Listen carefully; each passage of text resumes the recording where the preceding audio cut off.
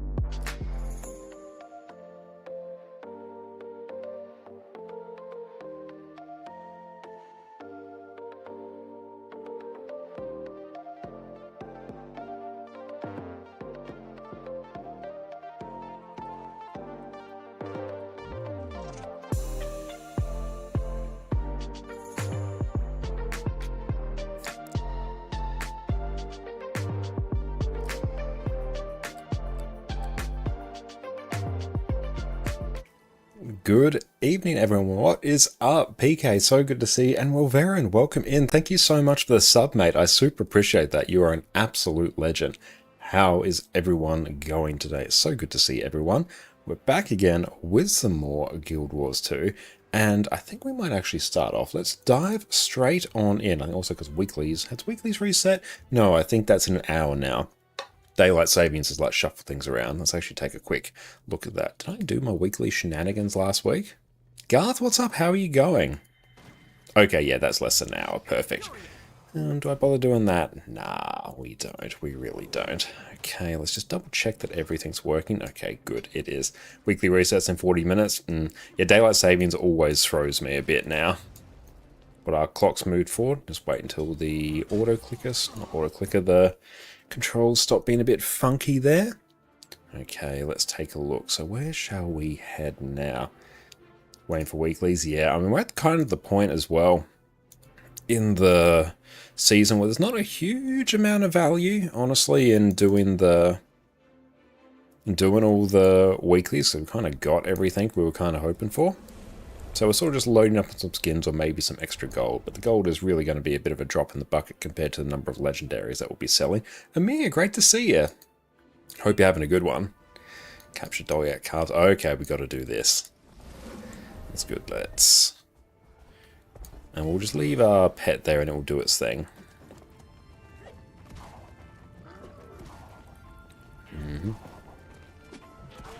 I always find this to be quite a fun heart, actually. That was rude.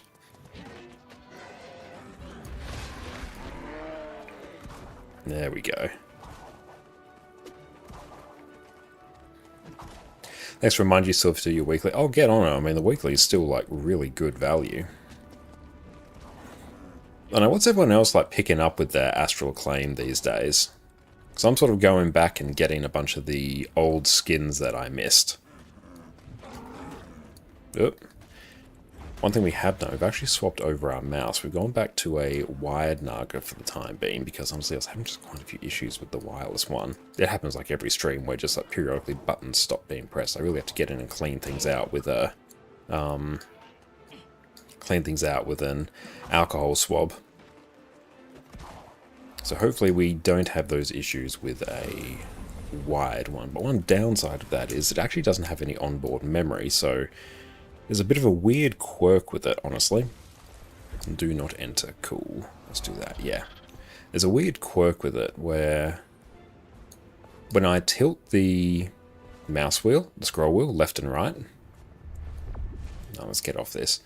Normally I'd assign that to like mouse button 4 and 5 and I'd use that for a bunch of keybinds. It's how I'd actually flick between targets in Guild Wars 2. Now, unfortunately, because this one doesn't have any onboard memory, because it's a little bit of an older one, I can't really do that, actually, because it's not like I can go into Windows, go into Synapse, assign it the keybinds, and then work with them in Import Remapper. It just doesn't work, so it always thinks, that's me tilting it, it thinks it's like repeat scroll, which is not very helpful. So I've had to go through and just like reshuffle some of the keybinds now to make sure I can actually like still swap targets. That was like a little bit fiddly, but honestly having a wired I think is going to just make things a bit easier. Setting up for next season, got all the unique stuff from last season's. Nice. Yeah, I'm quite behind on all the unique stuff from last season. Oh, not last season, last few seasons actually, because I'd always just sort of get gold and all the various other materials before I'd do anything. Cool, looks like no one's messed around with this yet. Let's just drag that down there.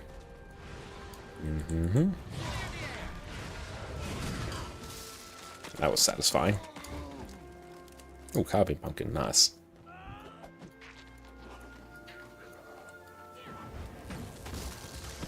So now it's our middle mouse click. That's our take next target. I wasn't really using the go to previous target, which is one thing I had my keybind set up for. So we've just yeeted that keybind and everything seems to be okay. Cool, we've done that. There's no need to go up there anymore. Well, let's try and go down here and nuke these guys.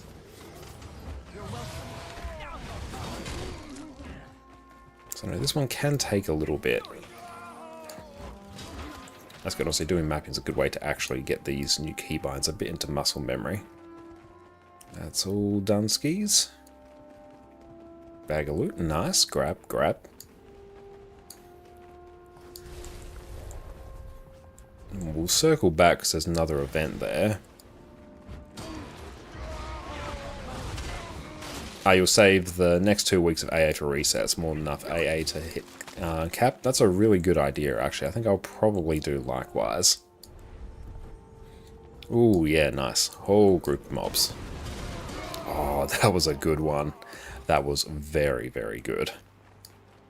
Ape Junk, what is up? Welcome in, Raiders. How is everyone going? Welcome in, everyone. My name is Josh, or ConnorConCarne. You can also check out my YouTube channel there. We just recently uploaded an open world Condi Spectre build guide, which I very much enjoy. Maggie, great to see you. Samael, what is up?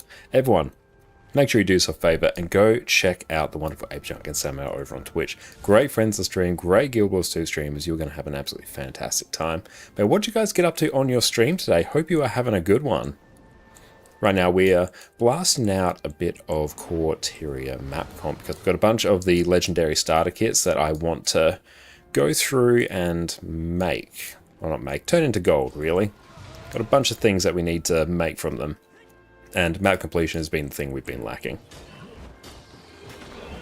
Chill Night, Key Farm, weeklies and festival things. Hell yeah. How did the Key Farm go? Any particularly nice drops? Are you back from Borderlands 4 and celebrating a bunch of things? That's brilliant. I assume that's Borderlands 4. How have you been enjoying it? No big drops. Oh, that's a shame. I did get quite lucky a while ago and I got the personal Merchant Express from a Black Lion chest. That was pretty sweet. I was very happy with that. That's basically my, as far as my luck extends with Black Lion keys. You're really liking Borderlands 4? Hell yeah, that's great to hear. So one thing I really do want to check out sometime is Hades 2. I adored the original Hades. And I've heard people say that 2 is like even better. There's stuff you still don't have in this game? Oh yeah, absolutely. You know, played across 2 accounts, 11,000 hours, still many things I don't have. Still don't have a permanent bank access. Or permanent like crafting station. Any of those like super high roller stuff. There was the point where I could have had them. And honestly, could be a bit cheeky. How much is it? No, just ignore all the pathing lines. What's it called? A permanent. Yeah, a bank. Oh, 6k gold. Okay, I'm going to have to probably do like 2 rounds of map comp to actually get that. But, you know, feasibly that's a thing we could do. But I could also buy like many legendaries with it. Hades 2 is so good, it's basically Hades but more of it. God, yeah, Hades was just absolute top tier. Permanent Bank Axe is one of the best things in the game.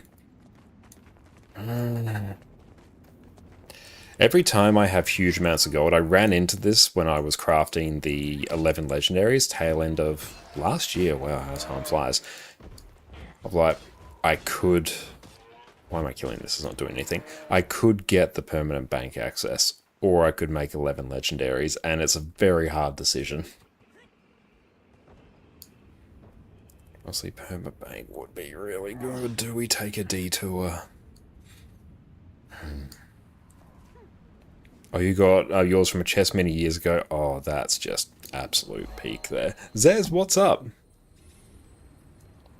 Hope you're having a great day, mate. Let's revive. There we go. You'd probably use the bank more than the 11 legendaries. I know that is objectively true. You're absolutely right, Artie.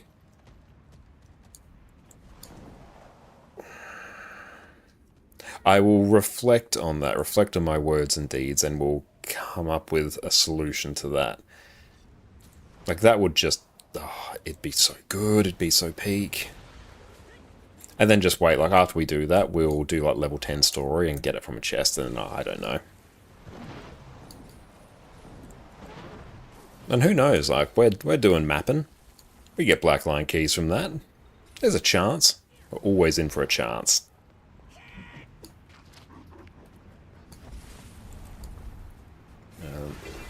Destroy turrets. If you get it from chest after you've bought and sold an OTC, you can buy your 11 legendaries. Yeah, I can always do that, I guess. Efaro, what's up? Good to see you, mate. Hope you're having a good one.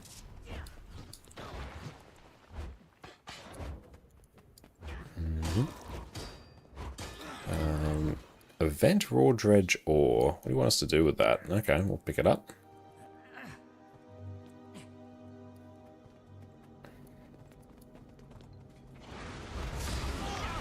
Cool, let's move that over there. I'm quite enjoying Untamed.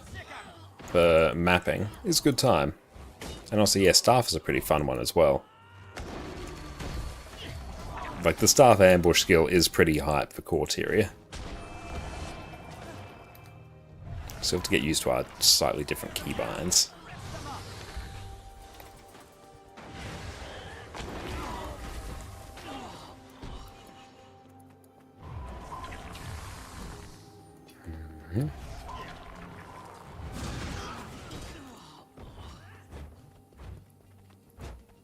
And welcome in. You inspired you to try it Untamed. I saw you talking about it as you were trying out Gale Shot. Untamed is really quite fun, and yeah, I'm super excited for Gale Shot. That is the class that I am most excited for of all the new elite specs we got playing. That one, it felt so fun to play.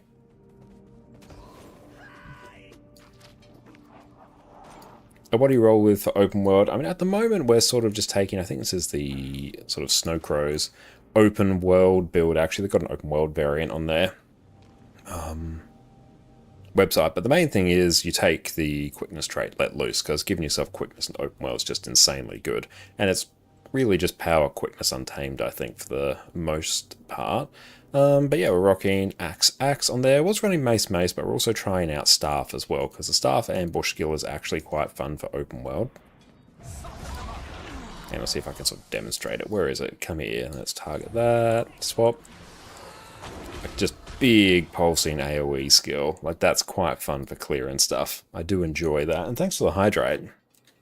Especially given it's starting to warm up here. I'm getting some of that afternoon sun coming in through the window. Yeah, you wouldn't think to use Staff as a, power damage weapon, but particularly for this use case, it is quite fun. So thank you, Sven, for putting me on to that. And I think I'm running, this is just a pure quality of life thing. I'm running Relic of the Wayfinder here. Oh, we also got Relic of the Fireworks, Rune of the Fireworks as well. Just for that bit of extra boon duration. But yeah, Wayfinder just for the movement speed increase. Like, it's good. It will always be good. Have I done everything here? Ooh, yes. See, this is why it's good.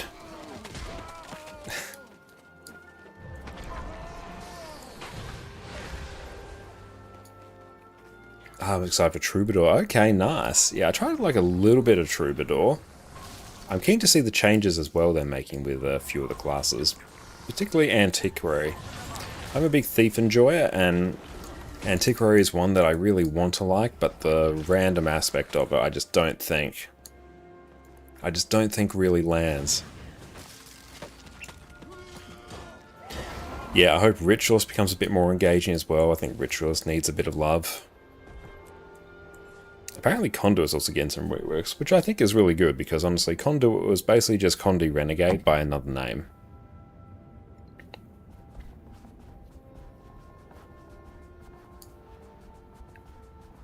Okay, this one has got a big old list of things for us to do. So we go pick up the rabbit. And then we just follow it and keep chatting to peeps. Do we? Trade with Jordan. Catch rabbit and talk to Thrug. So here's Thrug. So give him that. Then we go pick up loose ore. Nice. Talk to Thrug again.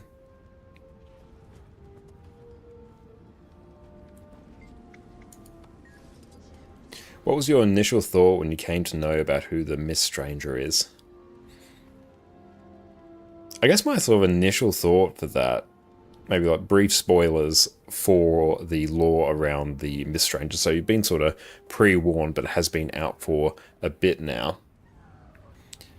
How Like, how does the interaction with Revenant work if we were to channel the Mist Stranger? Like, how does that work? Obviously, Raza is a mist being, and we channel beings from the mist. But trading one that I guess, channeling one that is in essence alive is an interesting concept. My first thought was like, how is that going to work? I am very interested to see it.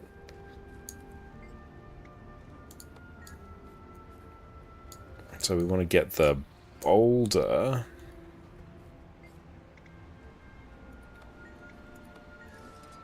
And then we talk to Thrug.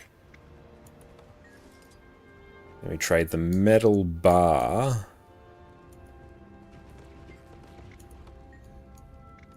And then we talk to Juggle. Then we trade the metal scraps. Then we talk to this dude. Yeah, I was thinking, what kind of dialogue will we get as a conduit? Yeah, I'm really keen to see the legend dialogue that we get.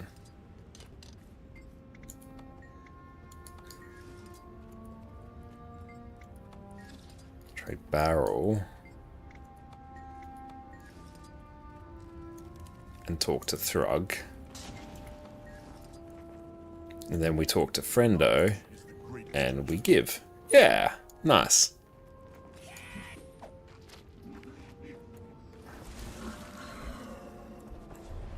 Cool, that one was always one of the more fiddly hearts, so glad that we got that done.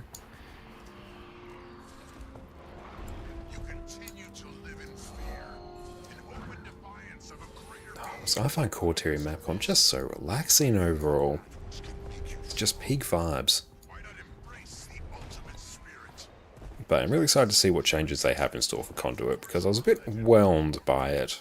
I was just like, well, I could play this, it's just slightly higher damage than Renegade. I feel like for general play, like especially in open world, Renegade's just a bit better because the AoE you get from the Carla Spirits is just really nice. Once we've done that, just zoom in a bit to make sure we don't miss any points of interest.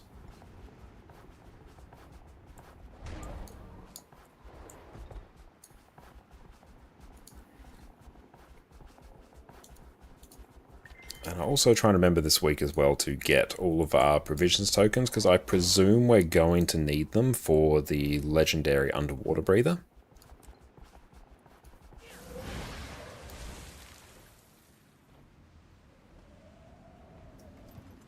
And I guess I'm going to need to make 3 of them, because they do operate on the armor weight system.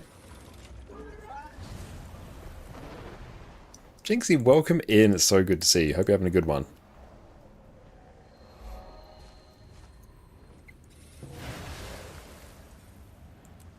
Yeah, I think there's a new legendary ring with the X-Pack as well. So that's real interesting. Okay.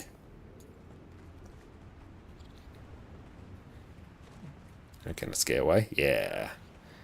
And so we pick up.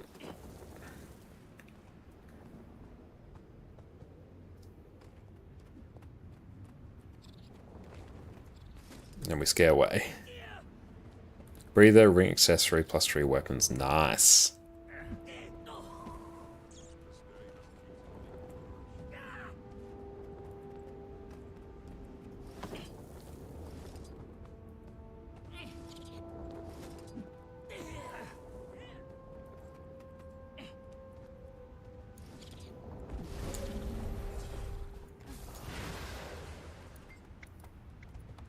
Okay, that actually gives a ton of progress.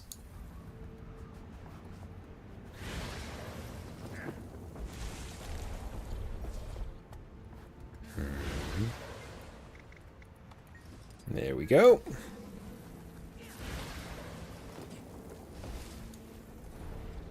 Oh, mounting makes this so much easier.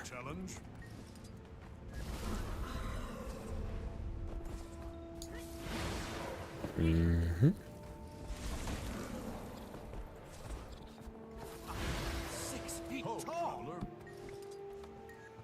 And should be just one more.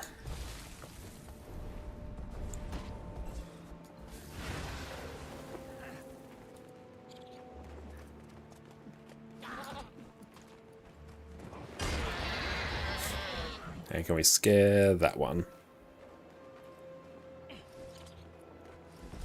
Wait, is a legendary aqua breather? Yeah, there will be in Visions of Eternity. So yeah, we will actually be able to be in full legendary now.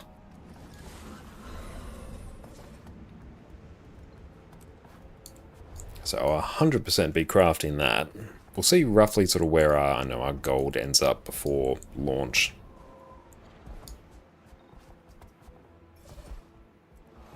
Let's just carve this pumpkin as well.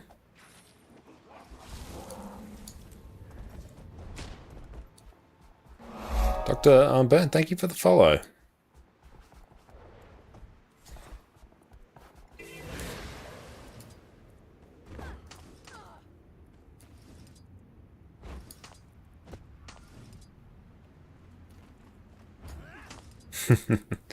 This is quite a fun one. Especially with snap target on.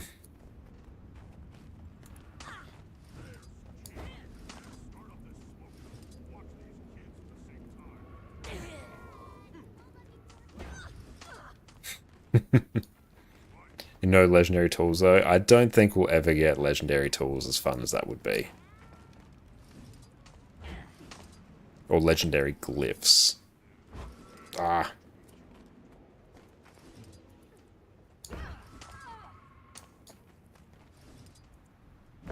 Great dude, what's up? Good to see you. Also know where Castora is thanks to the map fragments, and it was releasing. Oh, nice. Whereabouts is it actually located? I've been like somewhat keeping up to date where that is.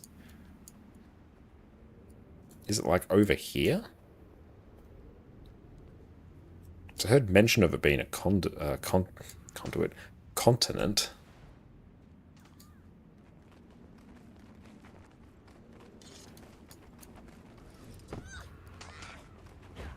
Okay, I mean that's interesting. We got.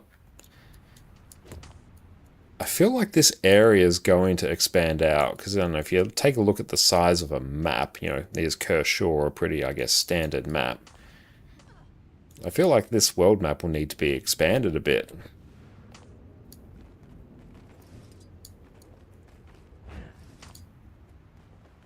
And what other land? I guess we still have other areas, like we still got the Woodland Cascades up here where we could go. You got the Blood Legion homelands. They still got, honestly, this entire region of the world's unexplored. I guess how much of this area? And still got these islands as well. Your gift of research, yep. Make sure you stock up on some luck, I guess. It's always a good thing to do anyway. Okay, cool. That one is now done, skis.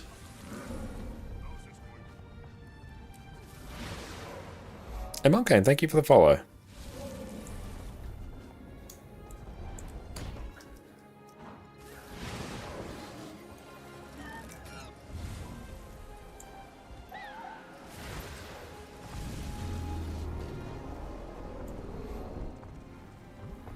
Bad roller beadling.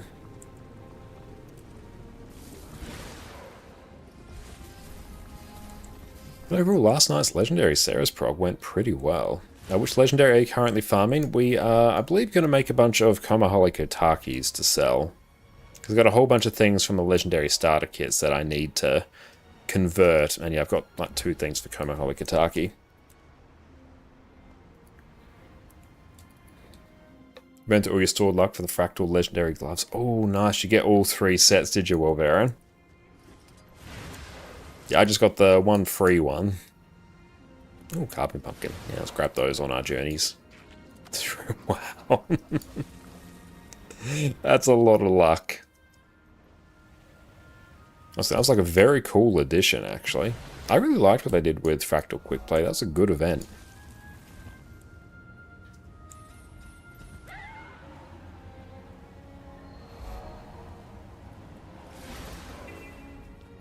Yep, still getting used to our keybinds.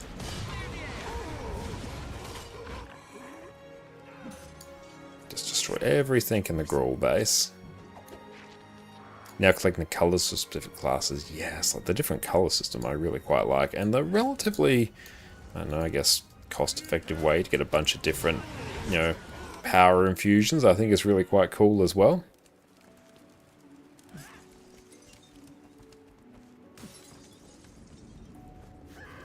Oh, the wiki map's bigger, is it? Okay, that's good to know.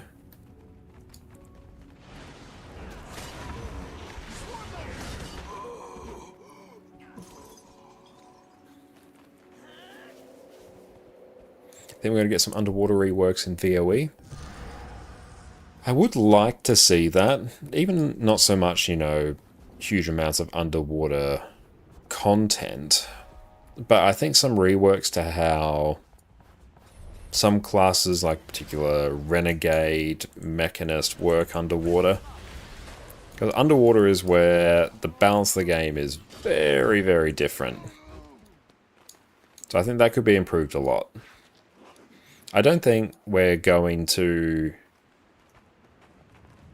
get a lot of, you know, here's extra underwater maps and here's a huge underwater rework. I would be quite surprised if we got something like that.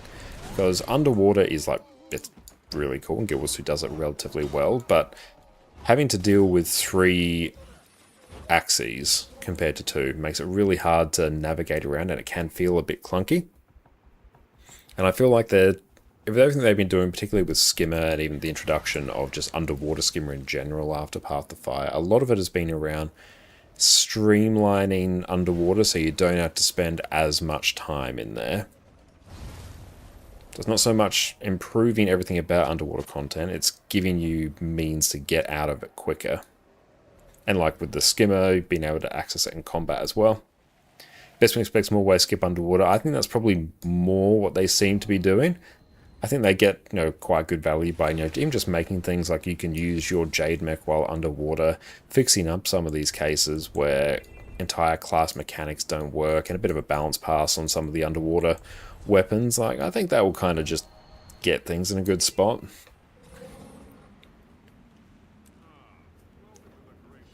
You can see some underwater sections, but certainly won't be an underwater X-Pack. Yeah, I think an underwater X-Pack, I don't expect that. Oh, thanks, great dude. I'm focusing a bit on map comp right now, but thank you.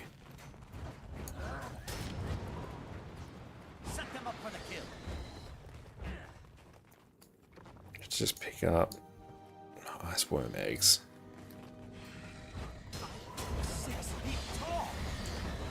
This event does take a bit.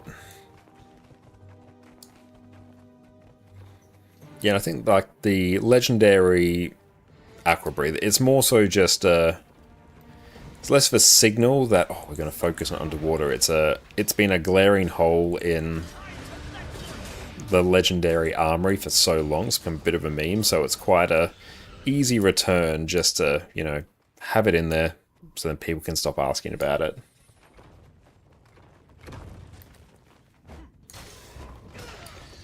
So there's a number of classes that I have that don't even have Aqua Breathers on. And even nowadays when I do get one, I'll just grab a Celestial one. And I'll just paste that waypoint.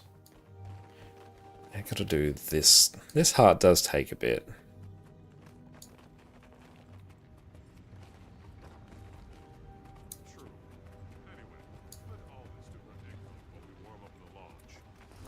What's that waypoint? Okay, no, that's literally the waypoint we need to go to anyway. More case. Water bucket.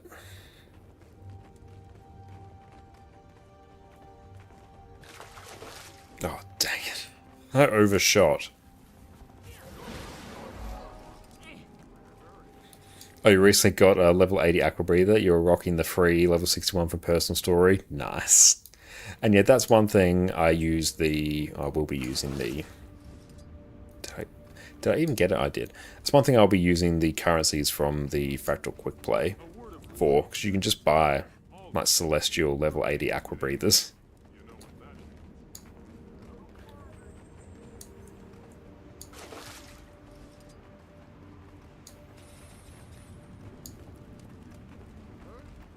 I've got to do worm eggs. Yeah, that one. That's good. Worm eggs is a good event.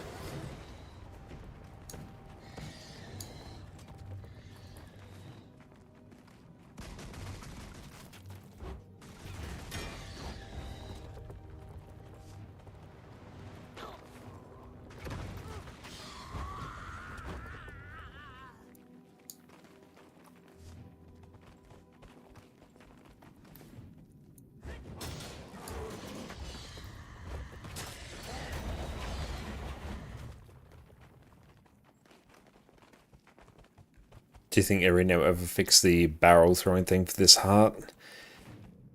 I really hope so, because yeah, I've tried it, and it's really cursed, and I almost never do it now. I've done this heart quite a few times, and yeah, I've always found the barrel throwing to be, I don't know, clunky, I think it's a bit of a generous term. Oh no, packing eggs.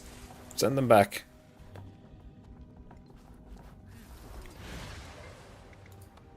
Oh, that didn't even do that much. Let's try, for demonstration purposes.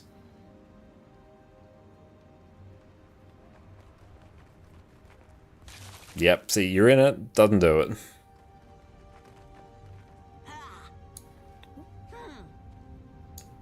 Let's try once more. Maybe we have to be a bit more to the front. No, maybe we have to be more to the back. And said, yeah, you got really lucky, managed to do it a few months ago, first time in 13 years. I feel like I may have done this once. See, it's just cursed. Like, don't worry. And there are other events where you do stuff like that. It's not an uncommon thing.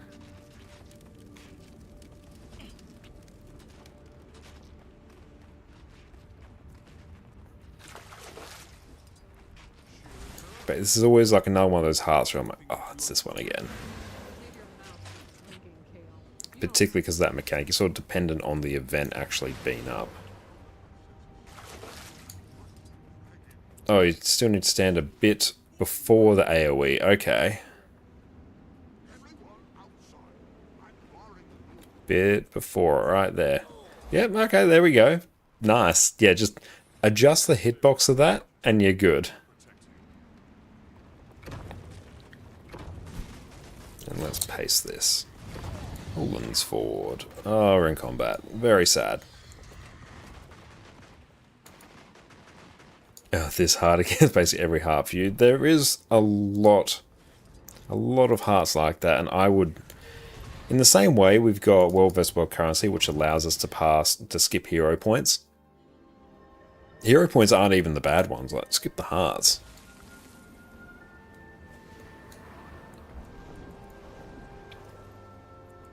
That would be hype. I was going to say, you want to increase the raid population, make people be able to spend magnetite shards to complete hearts. Oh, I would do that in a heartbeat. Heartbeat.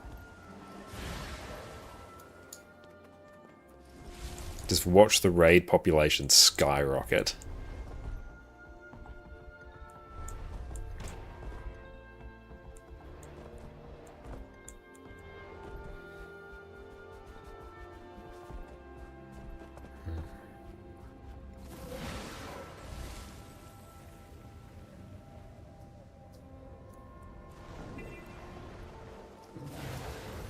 Down we get.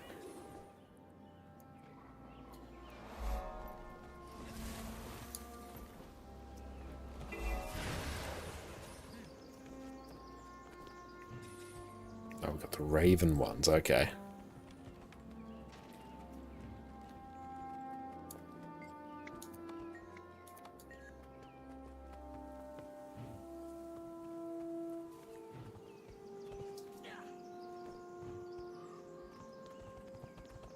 Go get more eggs.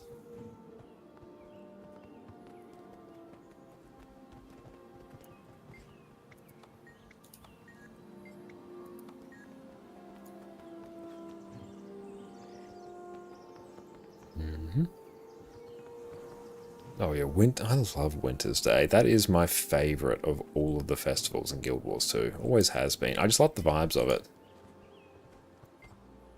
Halloween's probably the most useful one for me, I guess, because it enables a bunch of spirit shard farming.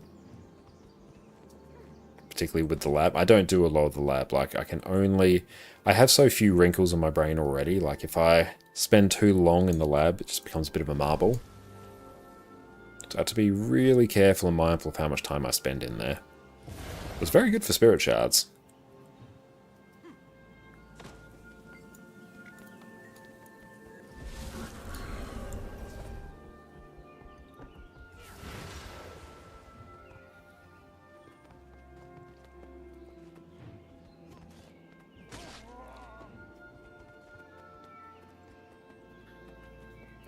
Where's a Raven Roost? Let's just go pop these back. There we go. Nice.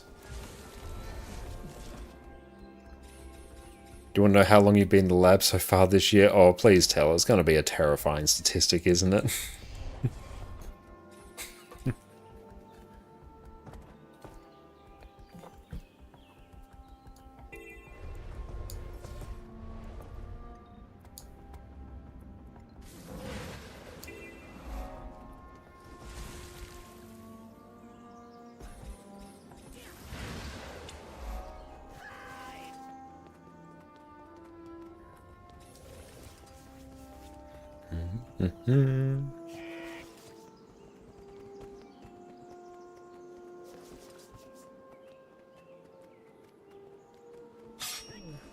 Yeah, these heart paths are really, really handy.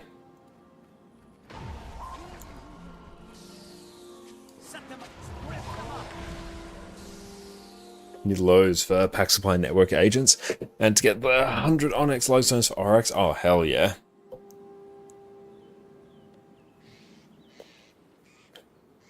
Okay, welcome in. Yeah, this is a part of Blishhud, which is an add-on for Guild Wars 2. I've got a guide on how to install it there.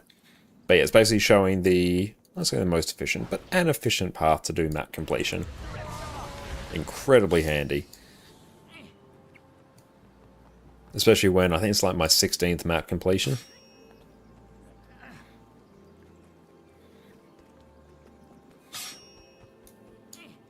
But I 100% recommend setting up Blishhud.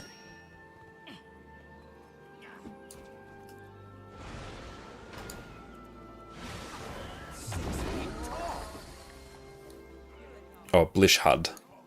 Like heads up display, but Blish, then HUD.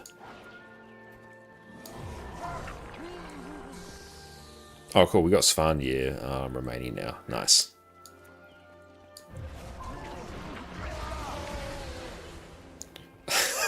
$32.3 hours in the last 6 days.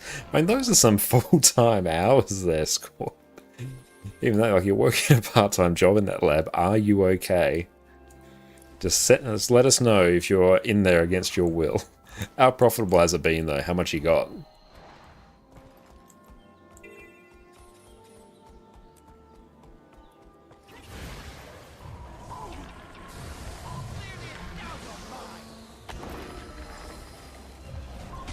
$1K gold? Okay. Not even. Hang on. What are we on? Like 1,000 divided by 32.3. 31 gold an hour. That's pretty good. And you've probably got like a bajillion spirit shards as well.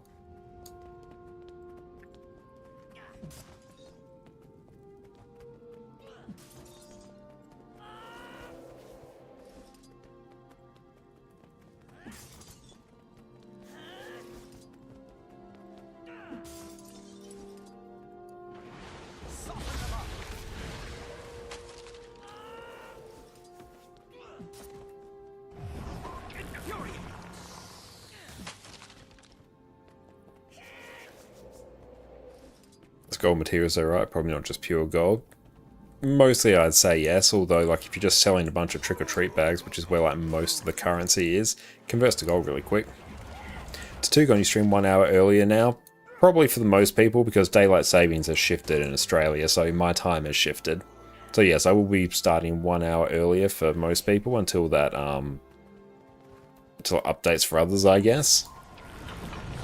It's always a really tricky yeah, assume another hour earlier. Oh, that's right, yeah. The joys of Australian time. Australia's really weird because some parts of Australia don't do daylight savings as well. So Australia goes from having like quite a few time zones to having even more time zones. It's really annoying for like myself and Perfect D because he's in Queensland and yeah, they don't do daylight savings, so it like really flips things for us. Coral, what's up? And hey, Upset Coffee, good to see you as well. Hope you're having a good day.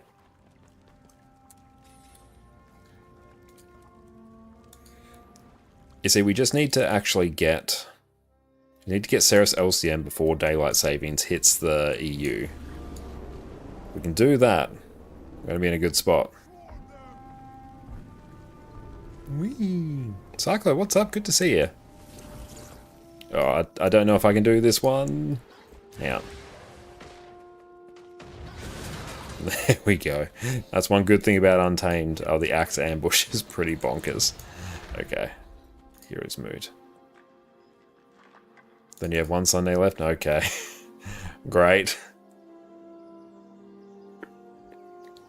We can do that.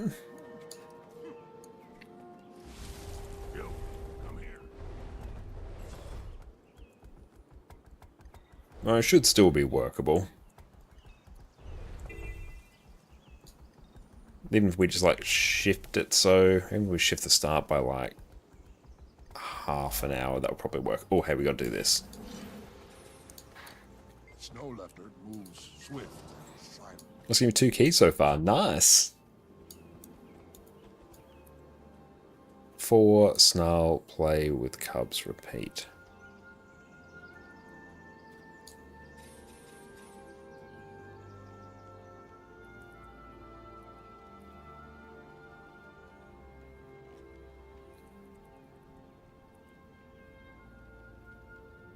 It's a 6-hour stream. Which I would like to get some other things done. Although we will have like the new X-Pack dropping as well, and during that time I will be doing like Omega streams.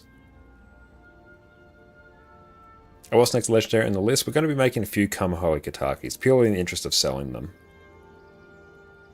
Oh, I'm happy reset. Thank you. That's true. Our weeklies have shifted now, which is nice. Yeah, remove time zones like the world the same 24-hour clock. Yeah, there's going to be like one section of the world that works really well for everyone else. It's going to be cursed. Yeah, Jess and I are still in the process of sorting out our jet lag coming back from the UK. Like, the way there, totally fine. The way back was very rough.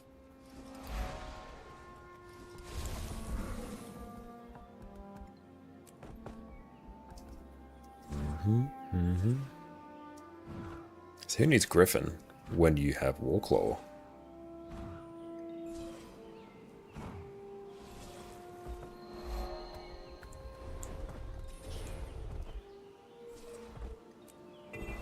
It's carving pumpkin.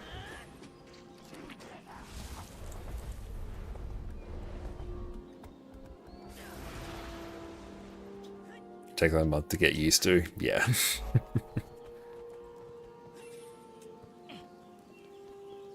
Yeah, we'll course flying mount. Yes, an on-land mount, it's a flying mount. Just one of the X-Packs, they'll like give it underwater capabilities, underwater mount. Total just Swiss Army knife of mounts. Hi, Addy. How you doing, sweetie? What an odd way to sit.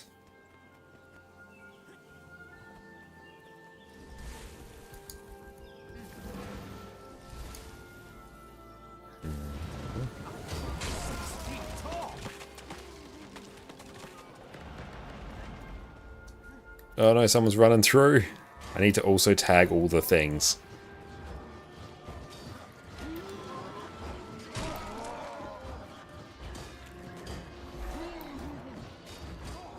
Like all my daytimes between 1 AM and 1 PM. I mean, you probably could. Like, time is just a artificial construct, I guess. You don't necessarily need like a 9 to 5. It could be a, I don't know, 1 to 1 kind of deal. Monday morning routine, buy 10 clovers for fractal relics, buy 10 mystic coins and 5 clovers of blue shards, buy 5 summoning stones. Good routine. Also maybe load up on some provisioner tokens if you need them.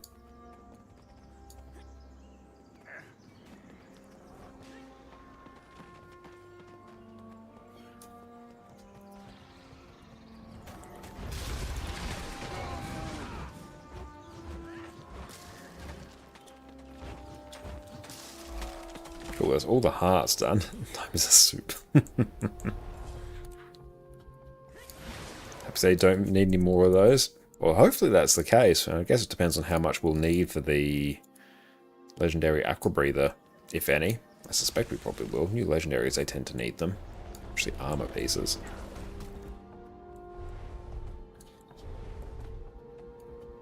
Even at least there's the Mystic Forge Stones and the Obsidian Shards that you can at least do. They're the ones that I'm tending to just do whenever I remember. Because yeah, I'm in the same boat. Like on paper, I don't need any more.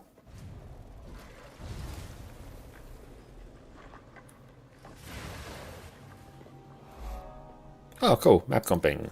Yay! Cool, where are we going? So we've done it in there. Ariel Astric, thank you so much for the sub. I appreciate that. You're an absolute legend. Thank you. Enjoy, no more ads, and your wonderful ad emotes. As one using Mystic Forge Stones, I mean, yeah, the main thing I use them for is you can go to one of the provisioner vendors. This one in Lion's Arch. I'll do it right now once my game actually loads. There we go. You can come here and buy like 7 of these a week. And yeah, I think the other thing to use them for is you can make Mystic Salvage kits with them, which actually are quite cost effective, but I've got the silver bed, so I just don't bother. I think you can actually also use them in the Mystic Forge in place of like a weapon. Say like if you're putting a bunch of exotic weapons in the Forge to roll for a legendary, I think you can replace one of them with a Mystic Forge Stone. Don't quite know. Never really done it.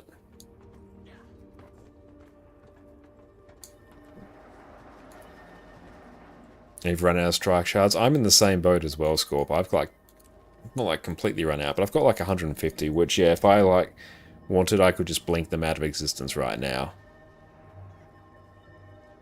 Okay. Lornar's Pass. That's a big one. Where's that want us to go? Let's go here. Oh, 6. Ouch.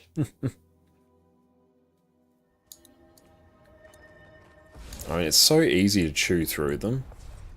Because you do the Mystic Clovers, you do the Mystic Coins each week. So easy. Good shout there, Faro. I don't need any at the moment.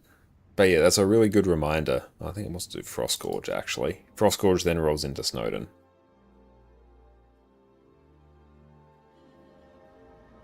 Yeah, you need 250 a week. You only do the weekly MC. Yeah, like, you chew through them insanely quick, actually.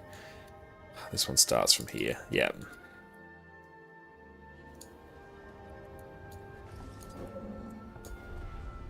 I think I've done all the Corteria ones that don't have hearts. I spoiled myself and I did them on one of my last streams.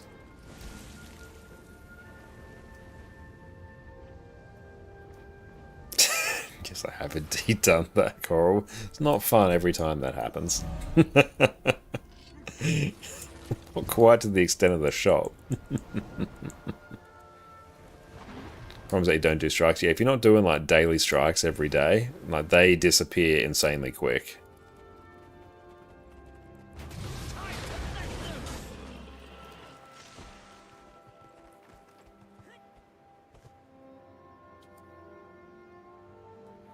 But if we'll do this hard, then we'll take a quick break to go stretch our legs. Set them up for the kill. Soften them up.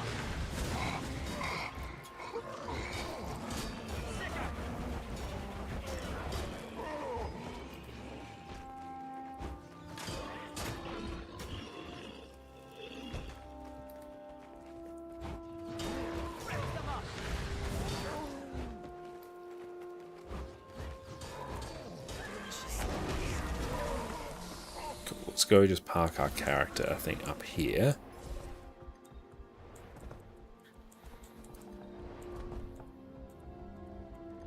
Yeah, further up. There we go. Cool, we got that. Excellent. We're going to go stretch our legs. We'll catch everyone in just a few minutes, so sit tight.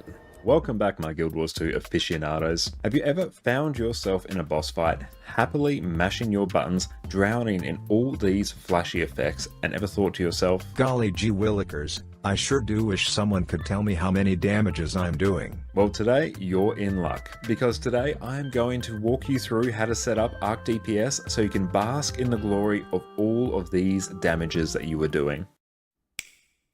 Welcome back, friends. Guild Wars 2 has an amazing combat system, but it can be really hard to tell if you're actually doing well, especially compared to those around you. This game just doesn't give you the tools to know exactly how well you are doing. But today, I come with a solution. Arc DPS. Arc DPS is the damage meter created by Delta Connected and has been used by the Guild Wars 2 endgame community for years. It gives you all kinds of information that you can use to check your performance at the game. You have damage per second, break bar damage, boon uptime, healing, condition cleansers, you name it. In my view, this is the single greatest tool you have at your disposal to improve your gameplay and make all your endgame wishes come true. So first, let me show you how I use it. So here on my screen, you can see windows for everyone's damage, break bar damage, boon uptime, as well as some smaller windows showing my personal damage and healing, as well as my FPS and ping. Because as someone from Australia, if my ping ever dips below 200 milliseconds, I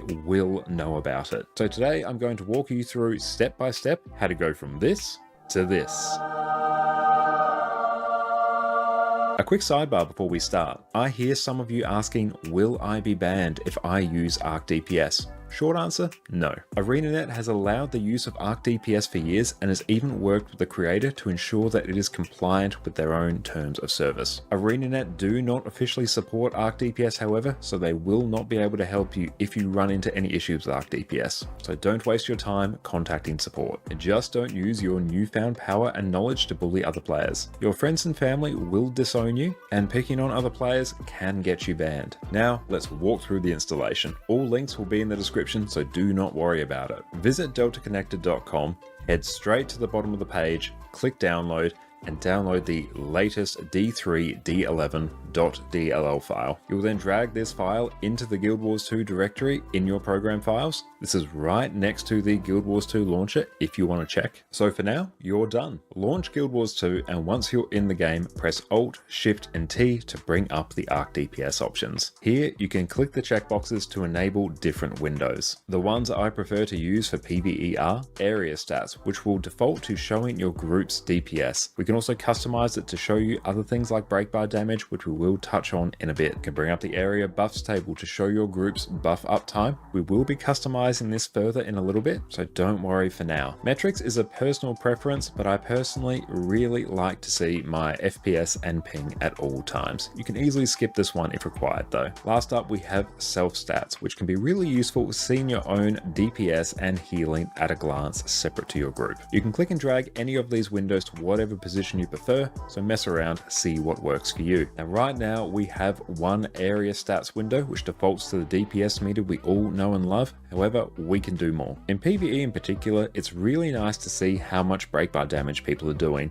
This way you can see just how much you're carrying the break bars atop your broad, muscular shoulders. To add this window, bring up the Arc DPS options and add another area stats window. Right click on the header of this new window and click Advanced Stats. Then click on the break bar checkbox in the squad section, and that's it. As well as a DPS meter, you now have a break bar damage meter as well. Now this is a personal preference, but I am not a huge fan of the Arc DPS buffs meter. I've never found this one particularly easy to read, but however, we can improve it. Next up, we'll exit out of Guild Wars 2, head over to the GitHub page for the Arc DPS boon table by Noxfighter, linked in the description below, and we can find a much more customizable boon table. Click over to the latest release, download the D3 D9 Arc DPS table DLL, and place it in the same folder as your original Arc DPS DLL file. Relaunch the game, and now we have access to a much nicer boon table. Press Alt-Shift-T to bring up the Arc DPS options and make sure you have the boon table checked, and press Alt-Shift-B to bring up the boon table if it's still missing. If you right-click on the boon table, you'll have a whole host of customization options. The first one I recommend is going to the display menu and setting the max number of displayed rows to 10. If you don't do this and wander into a meta event with 50 players,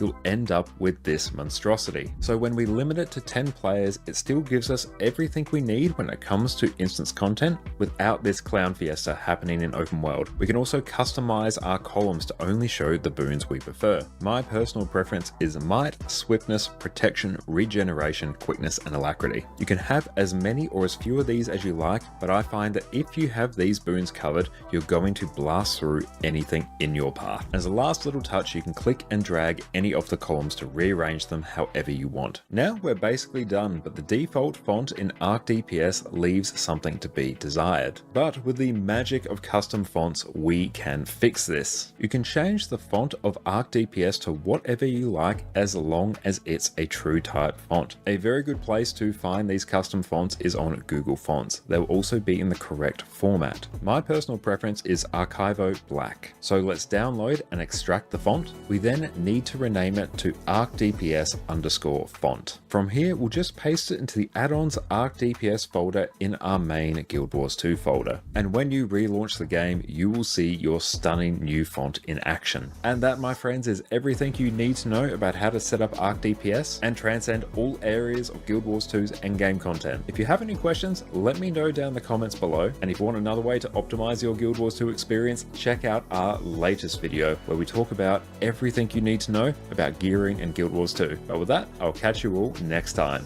Cheers. Welcome back, my Guild Wars 2 aficionados. Have you ever found yourself in a boss fight, happily mashing your buttons, drowning in all these flashy effects, and ever thought to yourself, golly gee willikers, I sure do wish someone could tell me how many damages I'm doing. Well, today you're in luck, because today I'm going to walk you through how to set up Arc DPS so you can bask in the glory of all of these damages that you are doing.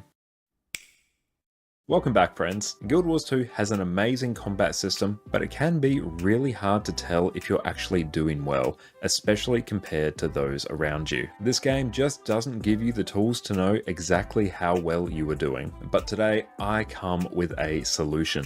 Arc DPS. Arc DPS is the damage meter created by Delta Connected and has been used by the Guild Wars 2 endgame community for years. It gives you all kinds of information that you can use to check your performance at the game. You have damage per second, break bar damage, boon uptime, healing, condition cleanses, you name it. In my view, this is the single greatest tool you have at your disposal to improve your gameplay and make all your endgame wishes come true. So first, let me show you how I use it. So here on my screen, you can see windows for everyone's damage, break bar damage, boon uptime, as well as some smaller windows showing my personal damage and healing, as well as my FPS and ping. Because as someone from Australia, if my ping ever dips below 200 milliseconds, I will know about it. So today I'm going to walk you through step by step how to go from this to this.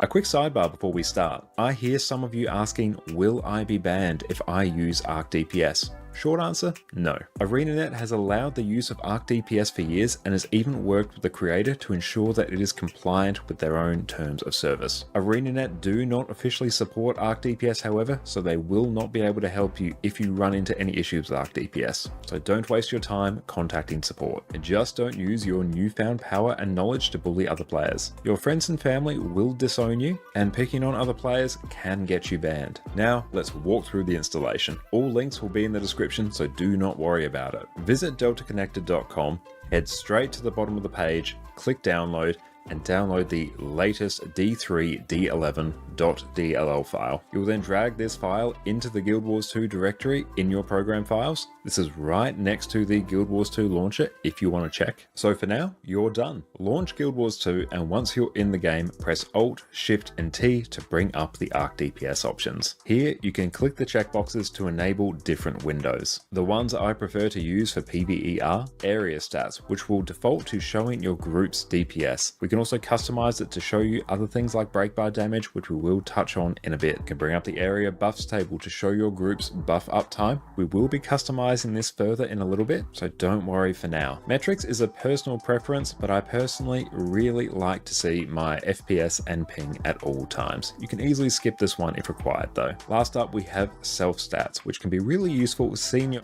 And we're back. Welcome back, everyone. Okay, let's see where we want to move on to now. Let's go blast down this way. Always good when you get a nice roller beetle run.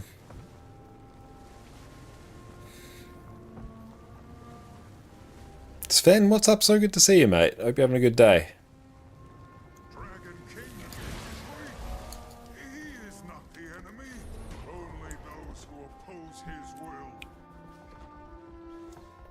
I'm looking at channel points. Fantastic, mate. Enjoy your channel points. Really appreciate your lurk.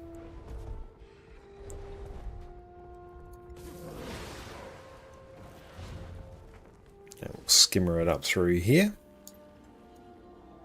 But we're blasting through map completion at the rate of knots. And what Blish HUD, what add-on we're using? We're using Blish HUD there, and I've got a guide on how to install it. But yeah, Blish HUD, insanely helpful for map completion. It's like the main thing I use it for. Oh cool, we already had that one. Sweet. Hey, thank you, Radrak, for the follow. Let's move. I know. Just there we go. Put that down there for now. Looking forward to skimmer upgrades underwater. Going to make these sections even easier. We already did all the hero points, so that's fine.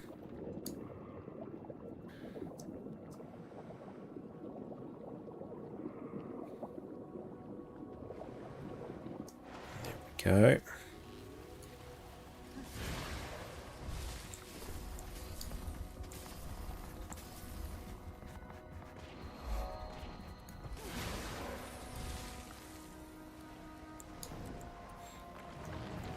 Cool, it's not prompting us for a heart yet, so we can just blast on through without having to worry about the mobs.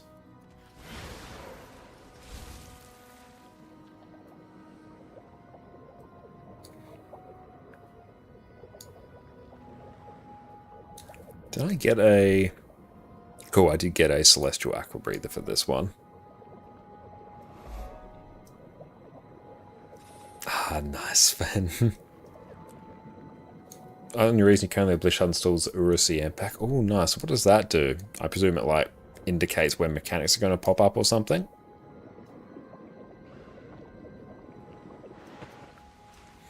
But yeah, it's great for, like, the timers aspect of it as well. I use that for Doom all the time if I'm ever doing Doom Greens.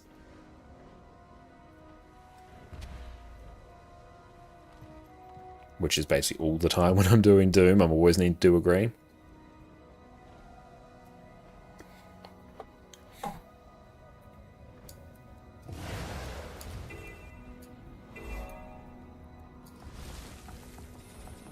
Oh, cool. Lots of things here.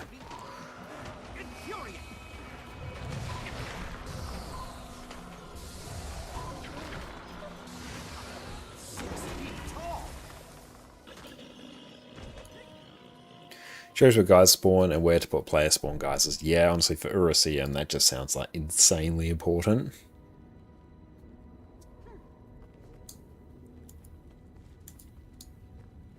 Yeah.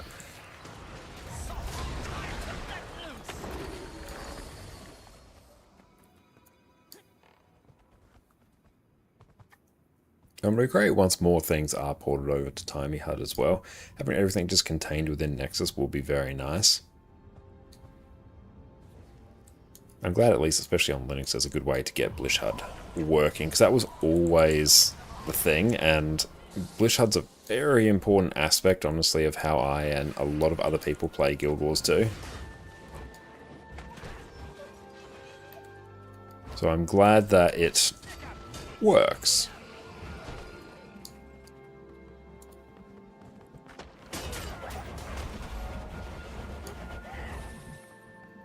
Do I stack hearts for any particular reason? No. It's mostly because I'm doing map completion. I do hearts so quickly, it's just kind of easier for me to leave them there. And I'll open them at some point when I feel so inclined. But it's not to buff any rewards or anything. And honestly, the buffs for doing hearts are so minimal anyway, it really doesn't make a difference. Let's do the Enraged Deep Song. Set them up for the kill.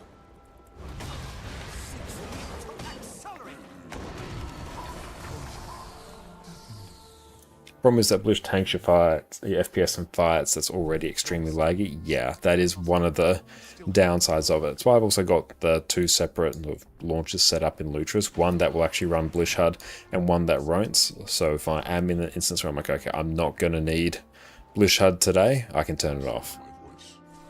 Be calm. Be tranquil. You are safe.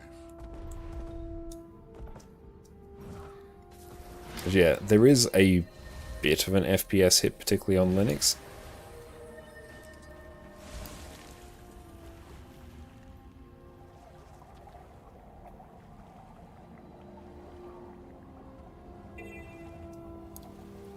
Just kill many ice brood.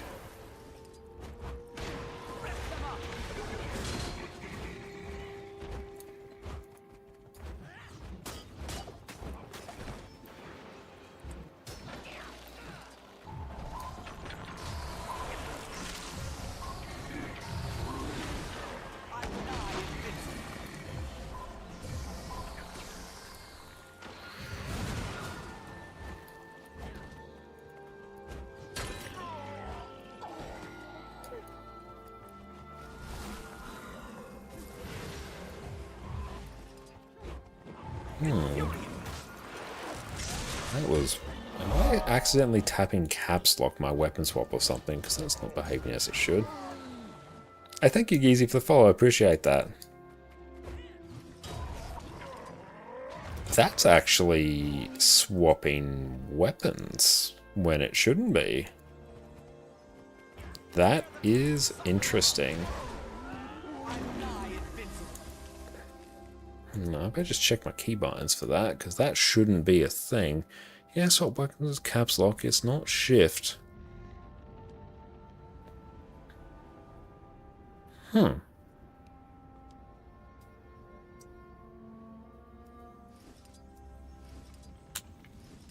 Shift is acting... Hang up. Wow, okay. Shift is actually working as weapon swap. There is no reason whatsoever why it should be. Caps lock is my weapon swap. But if I simply am out of combat and I slap...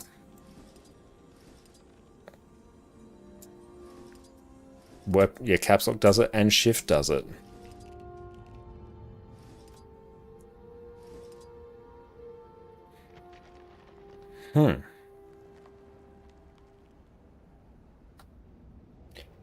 Anyone have any thoughts as to why it's doing that? That's actually just swapping randomly. Okay, Linux boffins might need some assistance. Why would that conceivably be happening? Warclaw better than Raptor, doesn't Raptor Elite make a difference? I mean, they're mostly, like, comparable, I think, now. Also, I just like the extra agility of the Warclaw.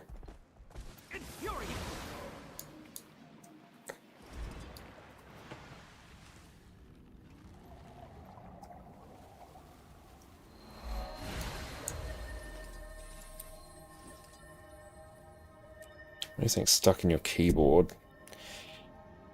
Potentially... Your keyboard is mapped caps lock and shift together.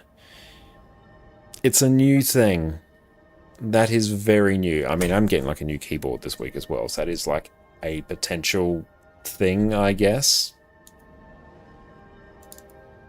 But the fact that it just works all the time, like... Caps lock does it, shift does it. Caps lock does it, shift does it. Hold on. Linux, caps lock. We've been snacking on the PC. I've been very good. I don't normally snack over my PC, or at the very least, if I do, I don't get crummies in my keyboard.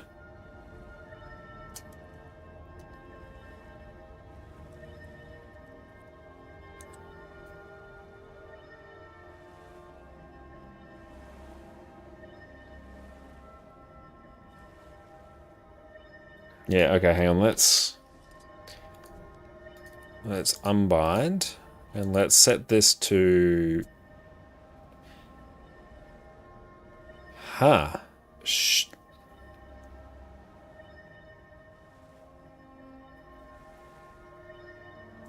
Cancel. We'll go again. I will now press shift.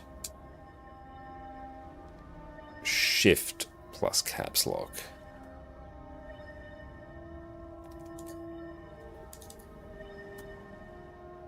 Hang on, cancel. Okay, now if I press and left shift, I am holding it. I will now release it.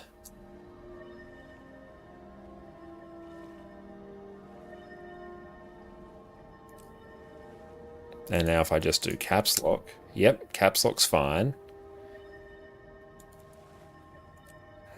Okay. No, we're getting there. So that must be happening.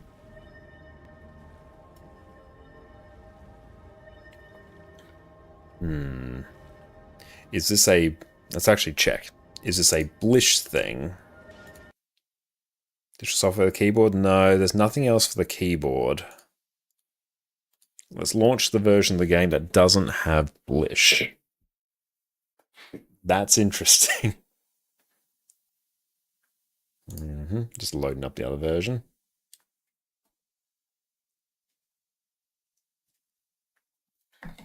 I didn't faff around with input remapper for that.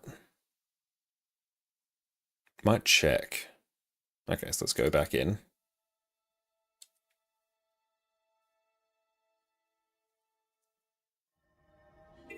Okay, so now if okay, that's weird. That always happens for some reason.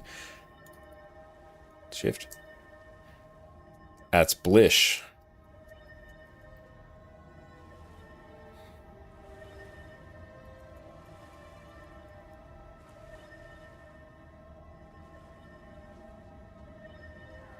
So it doesn't happen when there is no Blish.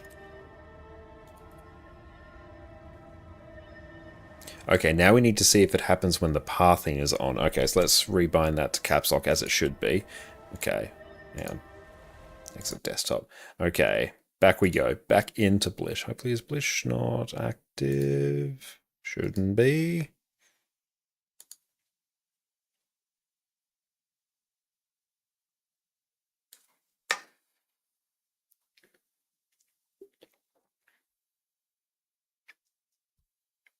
You start Blish while in game, by the way. On Windows, normally I would. But this is because I'm running it on Linux, so this is a different way of getting Blish activated.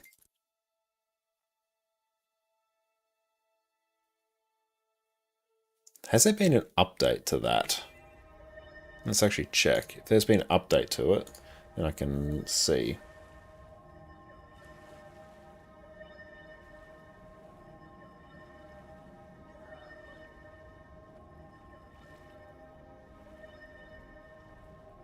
Okay, let's see.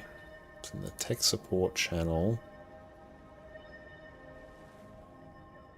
Where is the tech support channel? There it is. Okay. Let's bring that up here.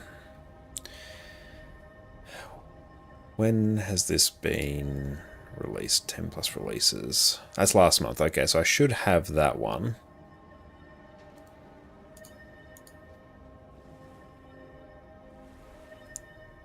You're using Nexus external DXing, so you can start it from in-game as well. Okay, I might try that at some point. So now, yeah, that's happening again. Okay, so now if I turn off pathing, okay, so that's a Blish thing. It's not a pathing thing, it is a Blish thing. Settings, overlay settings.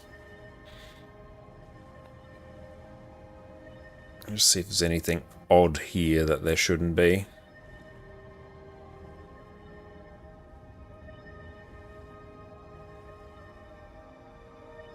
Control Shift B. So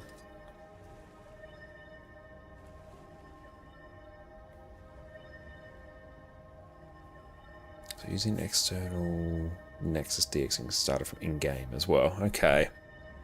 Let's try that. Let's do it. So that is executable runner.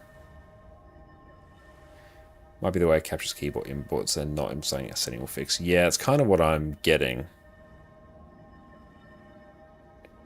So executable runner. Let's go configure. Pre-release updates. Their attack has failed. Our sanctuary remains safe. Okay, so let's Shall always fix this. Okay.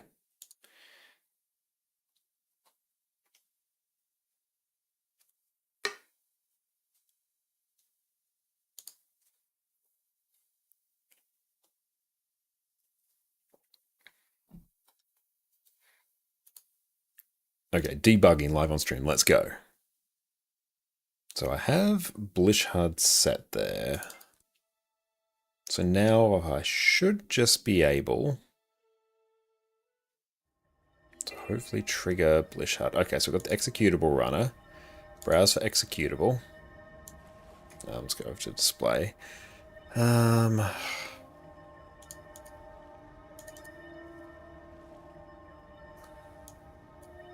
Program files, Guild Wars 2, add-ons, load a public, Blishhud XE. Need the external DX11 display add-on in Nexus 2. Okay. So let's go Nexus. So we've got the executable runner. Let's go library. External, that's not it. What is that one called?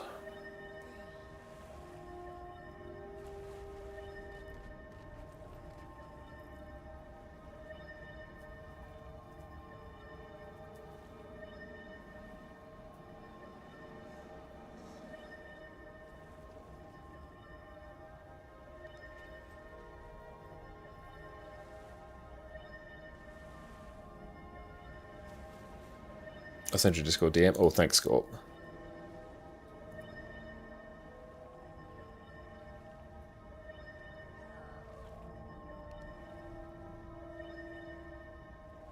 Nexus fork, download, Nexus build.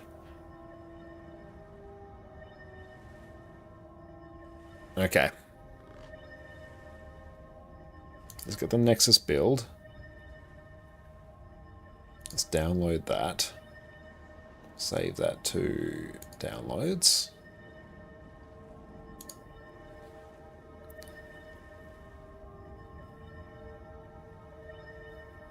The DLL into the add-ons folder. Okay, so let's do that.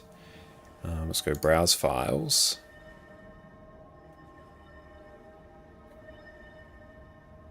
Drive C, program files, Guild Wars 2 add-ons. Okay. Split, go over here into downloads. Okay, and we will extract that. Where is the extract thing? Extract here and delete archive.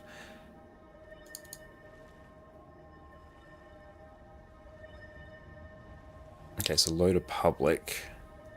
Do I already have that in there? Oh, let's just bring these in. Control C, Control V.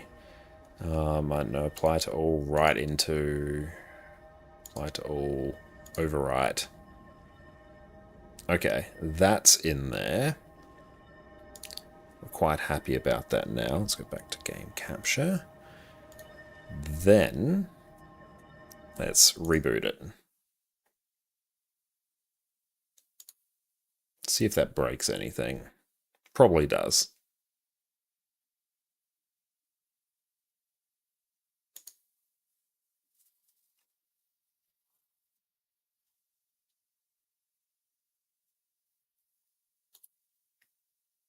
Oh, you don't need to restart the game, by the way. Okay, that's good to know.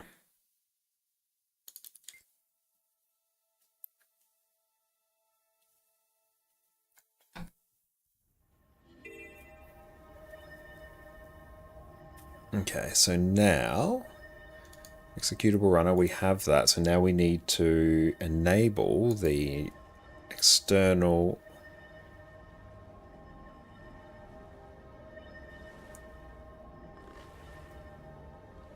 installed. External, there we go, load. There we go. So that's that. Then we need to use the executable runner to load Blishhud from in-game. So if I now launch that. Okay. Now, if I... Aha! Yep, that fixed it. Nice! That is now working. Sweet. Does the DX11 overlay still need a custom version of Blish? I mean, the one... Oh, it does. Yeah, the one I got from... I basically got the one from the external... Basically the way... Oh, it's from the external DX11 overlay. I got the Blish HUD from that. But now we sort of bypassed it. It was a thing. Hey, thank you for the standing desk. And thank you for the stretch, Luke. This HUD looks sweet. Oh, it really is. How do you get a new pet as a ranger? Even look on my screen right now, you'll see a juvenile blue jellyfish in green. Any things that are like juvenile marked in green, you'll go interact with them. And then, yeah, you'll get the option to, like, you know, tame it and then equip it. Excellent.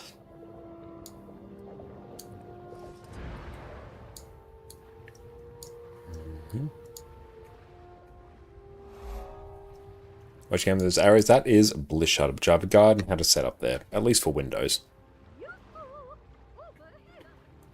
But yeah, it's showing me the most efficient way to do map comp. Hang on, why is that not going down? Do I have shift bound to swim down? I should.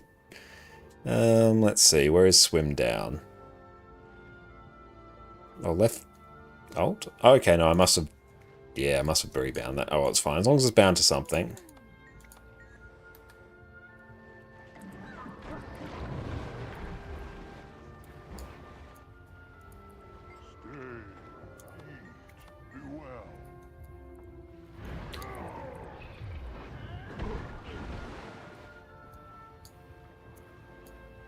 But yeah, you can go around different parts of the world, get different pets.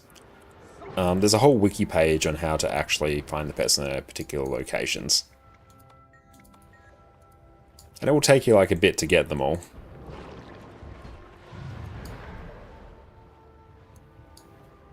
Shark bait.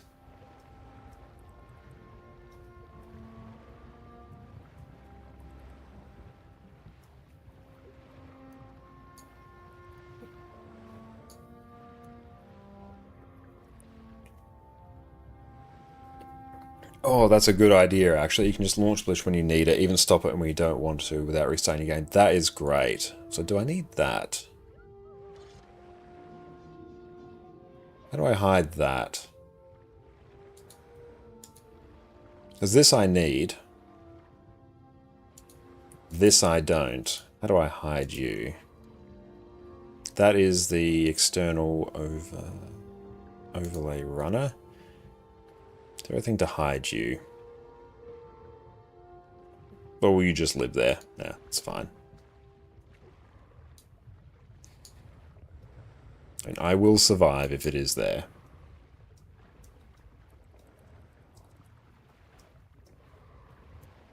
That's right, it's a conversation starter of what is that thing there, and then I get to plug all the various guys, so it works out well.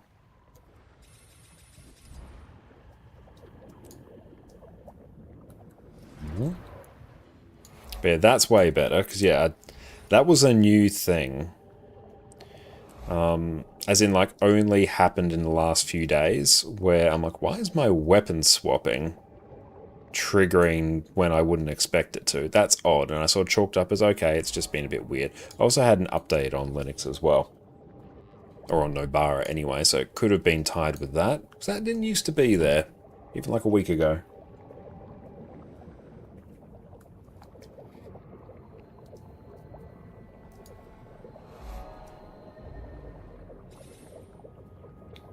Yeah, I don't know why the external DX11 add-on improvised one. Yeah, it doesn't do anything. It's just like, that could just be hidden in like the configure menu or something, so that's interesting.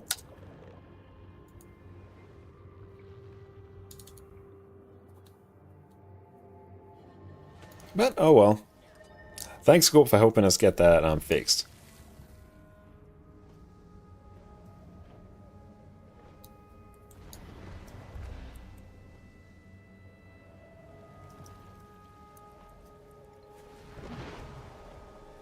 We've got a big event up there. Slay the rare creature.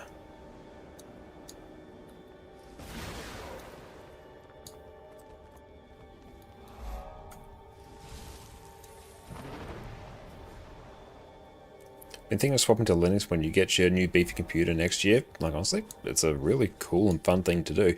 Even if, like, one thing I do recommend, especially if you do, like, need Windows for something, if you're able to just get, like, a separate drive, install Linux on one and Windows on the other, so you have the option, because there are still, like, some things that even if you do swap, you may still need Windows for.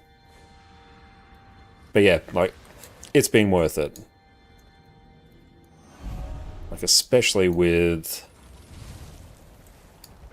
Valve implementing, or just creating things like the Steam Deck and gaming on Linux being a much better experience than what it has been historically. Now it's actually like a viable thing that you can do.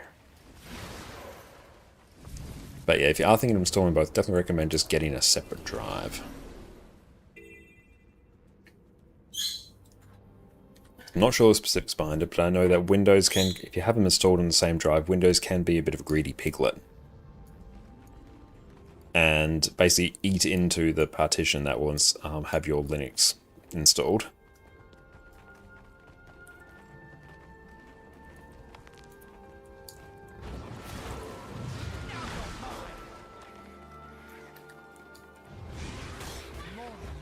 But that is completely negated by having it on a separate drive. Nature defends me. Soften them up.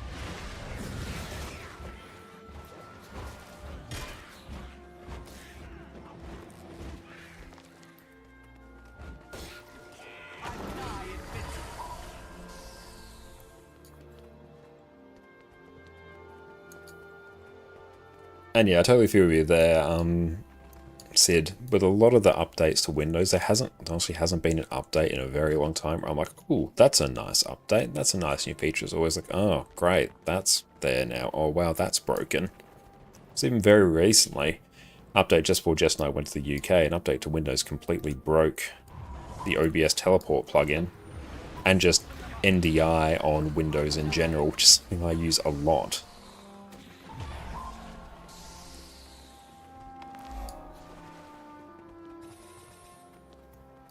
That and OBS weirdness. Do you still encode on a second Windows PC? Yes, I still do. That's just mostly so it makes, I think, the stream a bit more stable. So if my PC here goes down, the stream itself doesn't go down, which that's really annoying if that happens. And it just means some stuff is offloaded. Yeah, the NDI thing affected so many VTubers, had to cut one of your streams and fix it because it was so bad. Oh, that was a nightmare to fix. Like having to roll back a bunch of Windows updates. Oh, that sucked. That was not fun at all. Because yeah, I use that all the time. And yeah, having that broken, I'm like, well, that's just completely broken my streaming setup. And usually when I stream, like I'll boot up my PC maybe like 10 minutes or so before. So having, you know, something that requires quite a big fix 10 minutes before stream, not great. And generally, yeah, the point of installation is a clean sheet. For the most part, yeah, it will depend on the distribution of Linux you're using. Like, say, the version I'm using, Nobara, will have quite a few additions specifically to make it better for gaming. And, like, you can configure it to have OBS installed, has a bunch of plugins for OBS installed as well, that the creator finds quite useful. Like, personally, I would actually like quite a few of them just to be removed, or have the option to remove them. But it depends. Like, it's going to be a lot more bare bones than what you have on Windows anyway. But it depends on the distro. Some are uber bare bones, some will have, you know, a bit more there. Spent most of tonight formatting your PC with a fresh system installation because after upgrading to Windows 11, your FPS in most games got cut in half. Oh, yesterday it dropped below 10 FPS on World vs. World. Now thankfully it works fine.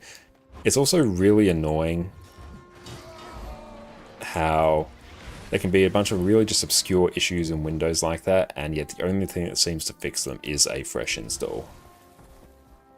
Yeah, having Steam pre-installed can be seen as having bloat. Yeah, that could be seen as having a bloat, but if you're going to install Steam anyway, and like, you know, Nobara will have, you know, Proton installed, it will have Lutris installed, a bunch of things there that you're like, okay, if you're gaming on Linux, you're gonna need these anyway.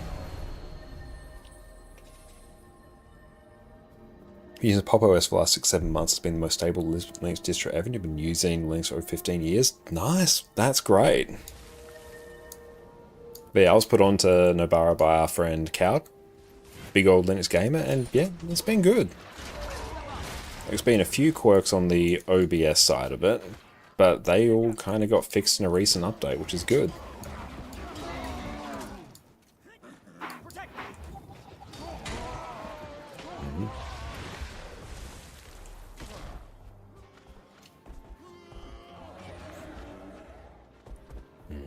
Oh, did I do that hard? I must have. I must have done that hard.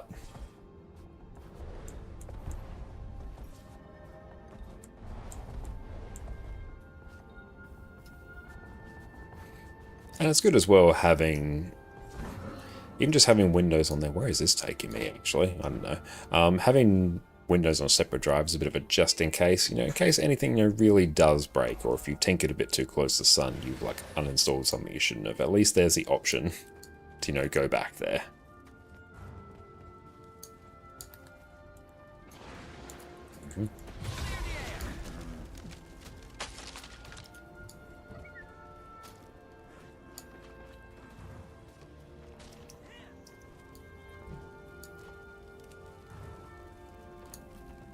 Yeah, depending on what they do with their machine, Link's journey is either painless or paved with issues. That's the same on any OS. It really is, yeah.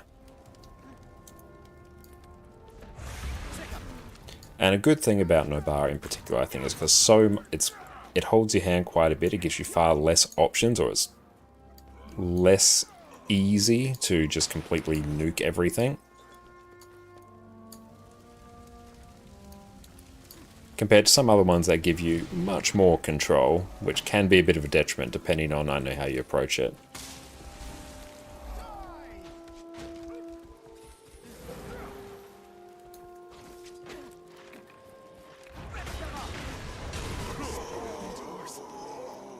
All the issues you've had in the past year after switching full time are 100% your fault. Yeah, that's quite often the case. Issues more that you've done something you shouldn't have.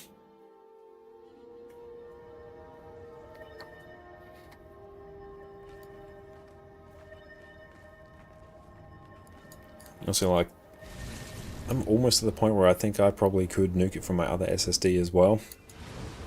Even especially since, because I swapped over to testnet for a bit, a wired Naga instead of a wireless one, I don't have the onboard memory on it. So I can't even go into Windows to set a profile and raise a synapse, have it stored, and then have that translate over to Linux. So it's literally, I don't even have that use case anymore.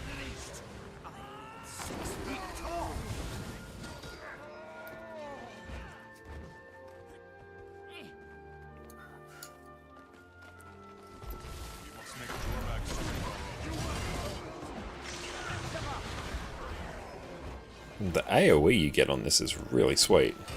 Only nuked your kernel once, that's because you screwed up uptime timers and rebooted a system up, or during a system update you didn't know you scheduled. Oof, that sounds very rough.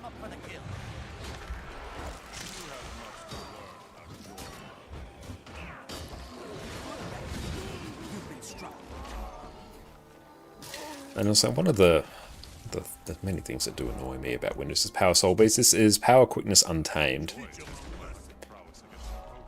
Quite often, because I use Jess's PC to encode the stream, that's running Windows, and I've got a dummy HDMI plug in there, so I don't actually need to turn on her displays in there to actually, be able to remote into it and do all that.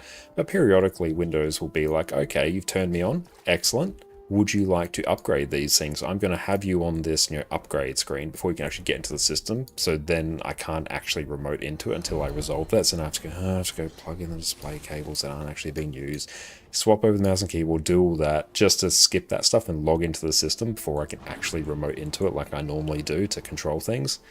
Ugh. Whereas here, I turn it on, I'm in my operating system. My biggest line, Windows update shutdown. Oh, I know. Yep, it's just going to restart. The number of times I'm like, okay, wants to do an update, I'm going to bed. I will update and shut it down. And nope, you come out like a little bit later, you're still on. Yeah, you're almost there just setting up your system or something. Yeah, annoying as all hell.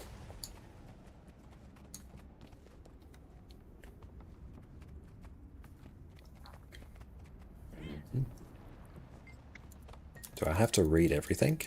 Oh no, I can just literally read the first bit.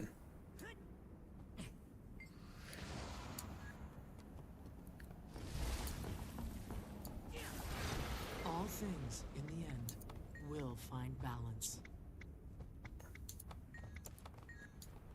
As I got rid of the blue screen of death, it's no longer blue. What have they changed it to now? I did see, I think a WAN show clip a while ago where they were talking about some changes to it. I think how it was also like potentially giving you more information as to what the actual error was.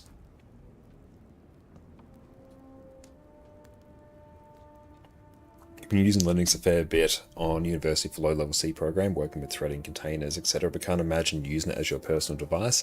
All you see when you think of Linux as a terminal.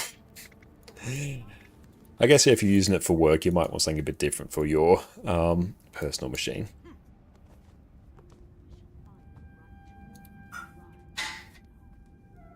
Can I post a link? I feel free to DM it to me on Discord or post it in our Discord in general, because links will, unless you're a VIP, links will be nuked from chat. If Guild Suits didn't exist, would you play some other MMO or drop the hobby? It's a very good question. I'd still definitely be gaming. I'm not necessarily sure of any other MMOs that I would be inclined to pick up. Yeah, just be a VIP. Yeah, just be a VIP. That's it. I'd still definitely be streaming, but I'd probably be streaming something different.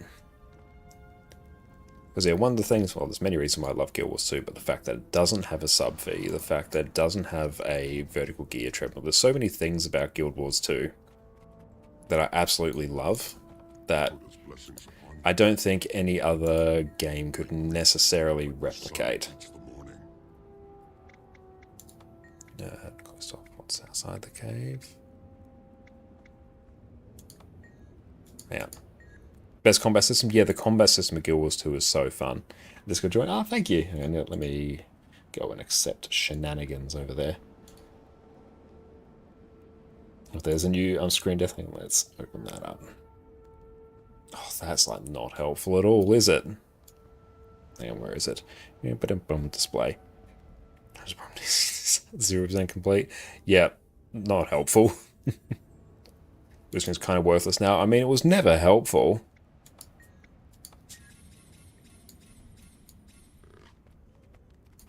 I think, like, as well for me, Guild Wars 2 occupies, like, a very special place in my heart. It's the first, like, it's also like the first real online game I played after I moved out of, my country home and moved to the city to go to university, so when I was 18. Because, when I lived in the country, we had absolutely appalling internet, like satellite internet, 500 megabytes a month. There was no feasible way I could play any online games. And so I'd always play just like, single player games. So Guild Wars 2 was like the first game, the first like real online game that I played at that time. And throughout so many different life events, Guild Wars 2 has been there. I've taken breaks from Guild Wars 2, but it's always been there. Now one of its biggest strengths as well.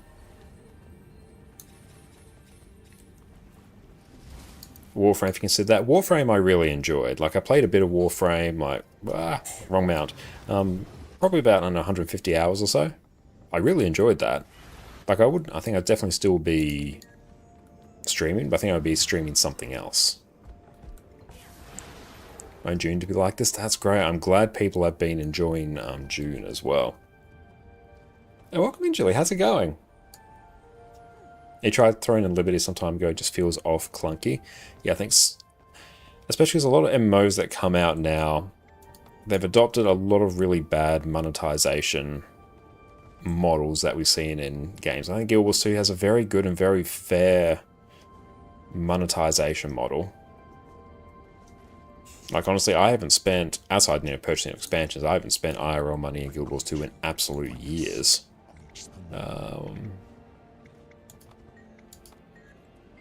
Teach balance.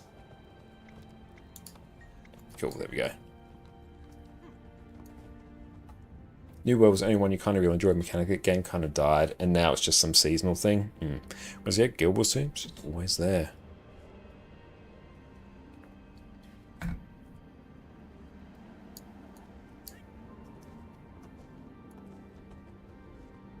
a bit too fair with the original Living World release has been free. Absolutely, like, it was absolutely insane how fair their monetization was. You would get just so much content every few weeks for completely free. It was absolutely insane and unsustainable, so I can see why they've made the change now to an annual model where, hey, you can at least, you know, contribute some money towards Guild Wars 2 on an annual basis, or else, yeah, you just get so much content for absolute free. It's absolutely crazy.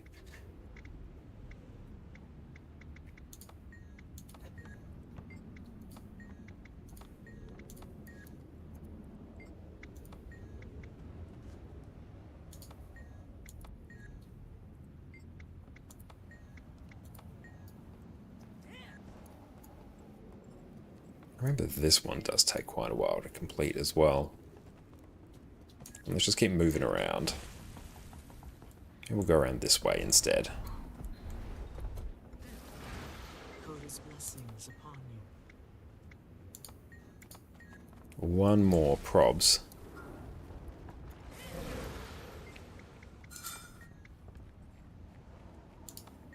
Oh, finally, cool. Done with that heart. Most kind of almost push you away with monetization because you're a big Path of Exile player and the results are very heavily against any form of pay to win.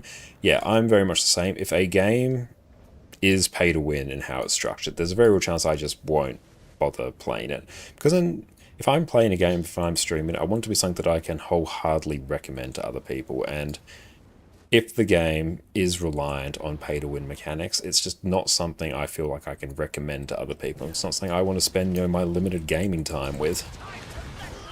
Because Guild Wars 2 is not pay to win in any capacity, really. Beyond, like, you know, why'd I do that?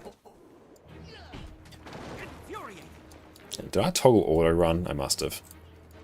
Well, hang on, yeah, we've toggled auto run. Oh no, I'm typing. I'm typing in chat. Hang on. Okay, there we go. All good.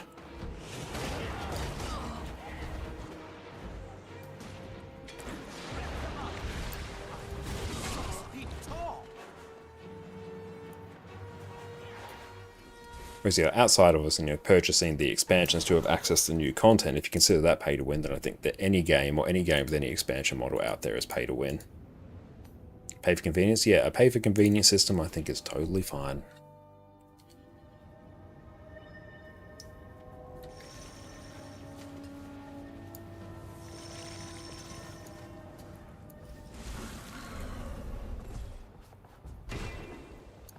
Okay, we'll finish off this map and then we'll take another break. Yeah, paying for cool skins, and yeah, you can convert in-game gold to gems as well. That's what I did for absolute yonks.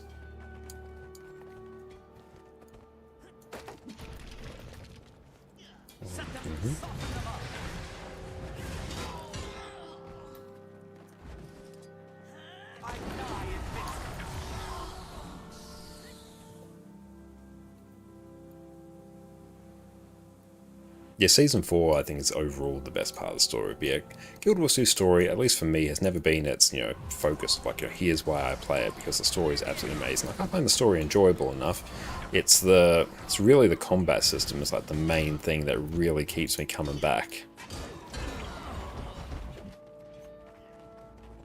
Because honestly, it just feels good to play.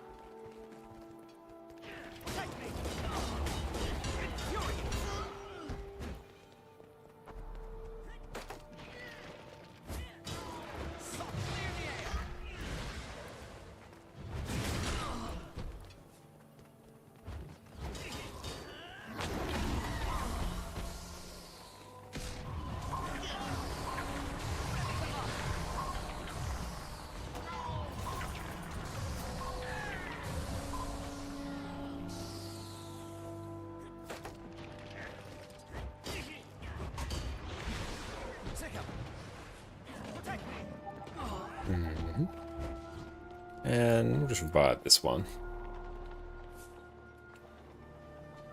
We're still in combat. Okay, well, that's done now. Cool. Onwards and upwards.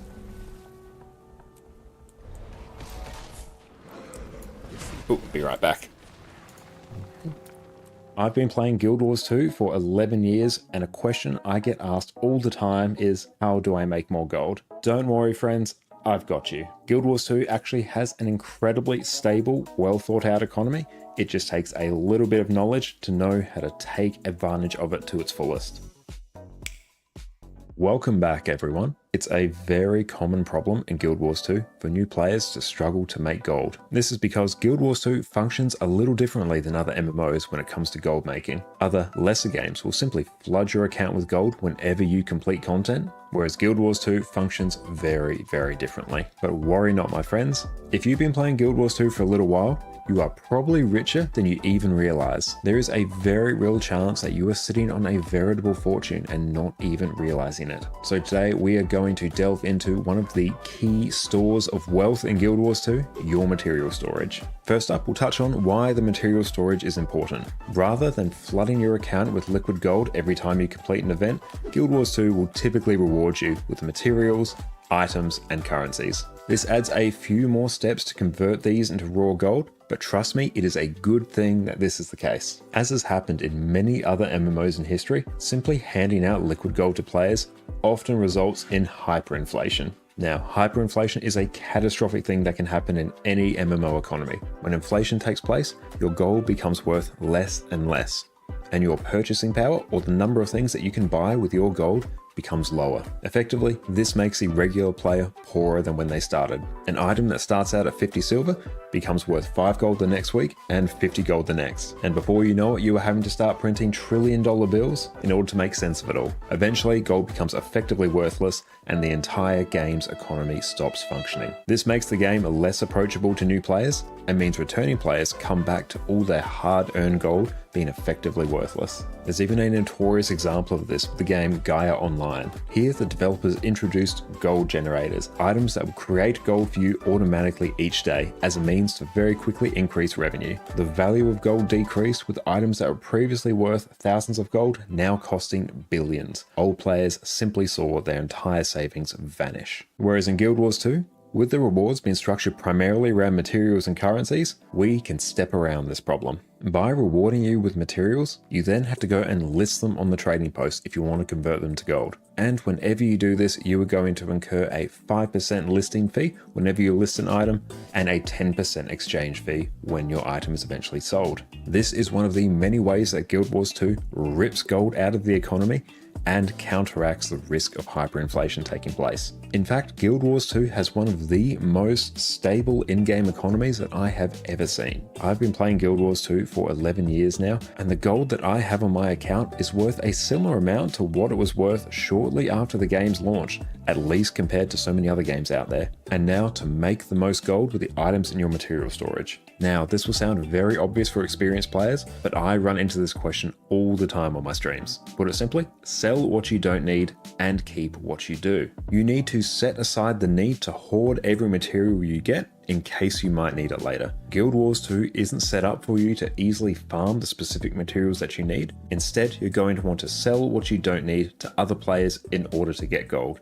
You will then use that gold to buy materials that you do need. And if you're worried about selling an item with the risk that you may need it later, I'm going to reassure you, do not worry about it. When the time comes around when you actually need that item again, there's a decent chance that you have farmed up multiple of what you need. And worst case, you can simply repeat the process and sell what you don't need and buy what you need again. Avoid the urge to hoard all of your materials. It is only going to make it take longer and longer for you to reach your goals. If you want to quickly see at a glance how much gold is in your material storage, I highly recommend linking your Guild Wars 2 account with Guild Wars 2 Efficiency. Here you can view exactly what is in your material storage at any point and see just how much they're going to sell for. Guild Wars 2 Efficiency is the single greatest website I can recommend if you're looking to increase your gold making in Guild Wars 2, so 100% recommend you do this. I've somewhat recently gone and purged my material storage to fund some extra legendaries, and here I'm still sitting on almost 900 gold worth of materials that I could liquidate right now if I needed. Now, beyond simply selling your materials directly to the trading post, there are ways where you can increase the gold you make from your material storage. Your next step is to use these materials to craft things that other players need and then sell them for a profit. There are so many different items you can craft, and the best ones change depending on what the economy is doing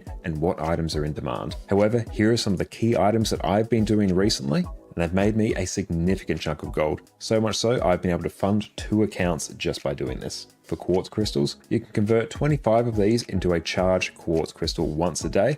You can then use this to craft celestial weapons and armor, which sell for a very tidy sum on the trading post. You can also craft a piece of Skyscale food as well, which is a very consistent way to make some gold. I regularly use black diamonds that have dropped for me to craft Viper's weapons and armor, a very in-demand stat combination, has been for years and will be forevermore. Mithril, silk, and thick leather I use to craft ascended crafting materials, which I then turn into other useful things. One of these being tier 10 Jadebot cores. These use up a lot of materials as well as research notes. But aside from the research note crafting, this is a very easy, consistent way to make some extra gold. I also craft jeweled damask patches, as these can also use up a lot of the Heart of Thorns currencies that you may have piling up. Personally, I've been maxed out on these materials for years, so having a sink for them is incredibly valuable. I'll often craft Cryptus motivations as well, as these are used to juice the rewards that you get from farming your rifts, which makes these rifts even more profitable and speeds up your progress towards open world legendary armor. These are just a selection of the items that I craft, and these will change over time. So always try and be on the lookout for things that you can craft in order to turn a profit.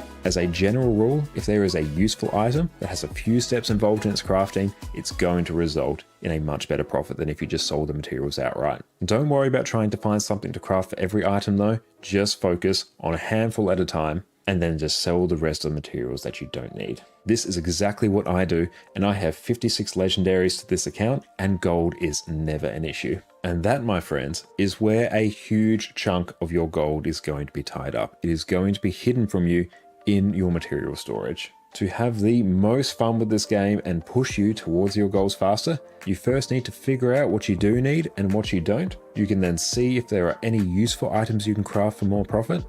If not, simply sell your materials and use the gold to buy the things that you actually want. If you do this, you'll achieve your goals so much faster, and if you don't, you're going to find yourself always low on gold and make the game unnecessarily grindier for yourself. And while Guild Wars 2 typically rewards you with materials and not a lot of liquid gold, there are exceptions to this. One of them being Fractals of the Mist, one of the best gold generating activities in the game, and this game mode actually rewards you with items that you can sell directly to a vendor for huge amounts of liquid gold. And if you want to see why you should be doing fractals as part of your regular Guild Wars 2 activities, check out my previous video here where I delve into all the wonderful benefits that Fractals of the Mist can give you. Thank you all so much for watching. I hope that I've been able to alleviate some of your gold making woes, and that you can bask in the unfathomable riches that are now being made available to you. But with that, we'll catch you all next time.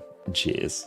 I've been playing Guild Wars 2 for 11 years, and a question I get asked all the time is, how do I make more gold? Don't worry friends, I've got you. Guild Wars 2 actually has an incredibly stable, well thought out economy. It just takes a little bit of knowledge to know how to take advantage of it to its fullest.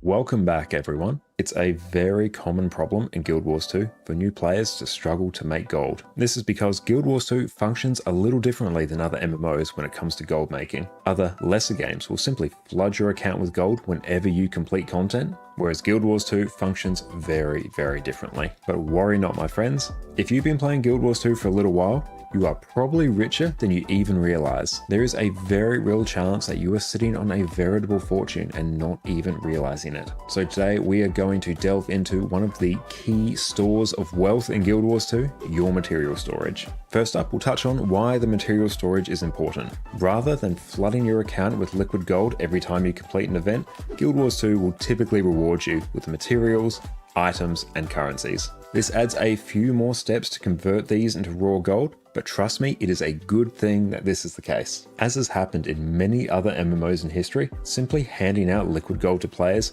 often results in hyperinflation. Now, hyperinflation is a catastrophic thing that can happen in any MMO economy. When inflation takes place, your gold becomes worth less and less, and your purchasing power, or the number of things that you can buy with your gold, becomes lower. Effectively, this makes the regular player poorer than when they started. An item that starts out at 50 silver becomes worth 5 gold the next week and 50 gold the next. And before you know it, you are having to start printing trillion-dollar bills in order to make sense of it all. Eventually, gold becomes effectively worthless and the entire game's economy stops functioning. And we're back. Welcome back, everyone. Okay, I need to go because we didn't end up dying. Now let's head over here.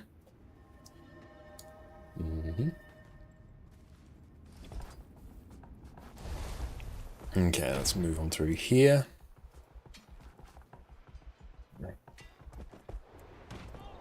And Ari, thank you so much for the follow. I appreciate that. So we've done that. We're super close to being done with this map as well, which is very, very nice. We've done that area through here. Never maybe, thank you for the follow as well. Oh, there is definitely one cursed heart left in this map. The one where you have to get in the dredge outfit.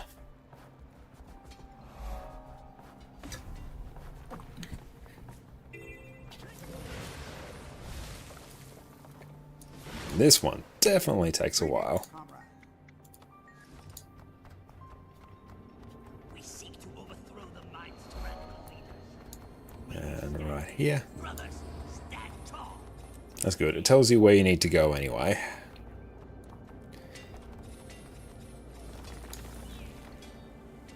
And what's that? 5 inspire. Can't do it though. That's annoying. Because yeah, it's got like a monstrous cooldown.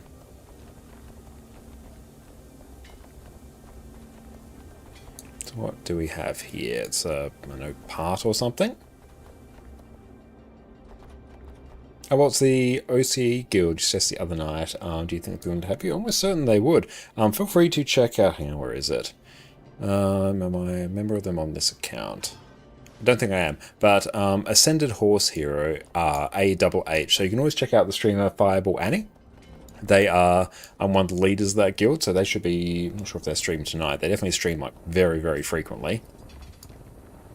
But yes, almost certainly they'd be willing to have you, especially as an Australian player.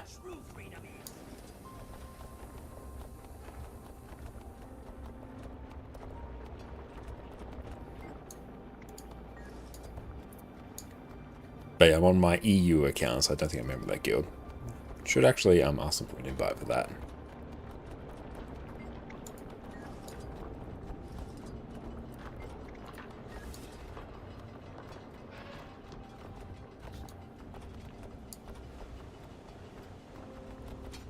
Particularly New Zealand, but super keen to get some more people in the time zone. Excellent. Yeah, no, they'll almost certainly have you for that.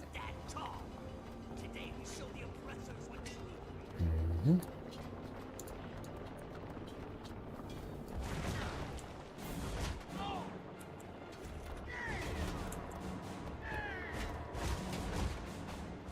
It's good. At least we're on a power build for this heart, or else this really takes a long time on a Condi build.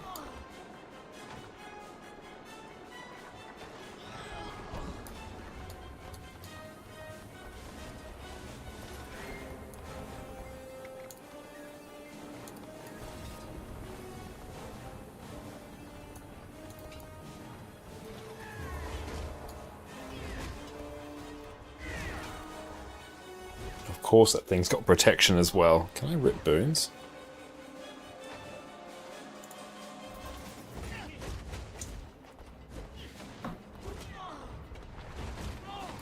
Gotta make a power build for your thief eventually. Oh, if you do, feel free to grab the pistol thief build. That build is incredibly chill to play, and especially I find on actual encounters, they actually give you surprisingly good results because of just how easy it is to play.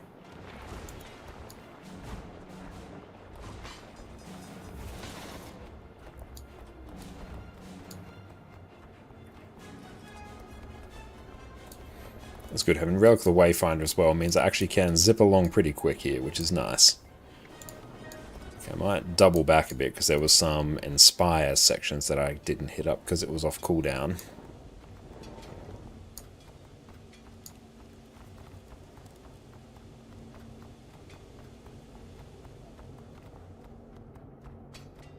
So we go here. 5, there we go. Stand tall. Today we show the oppressors what true freedom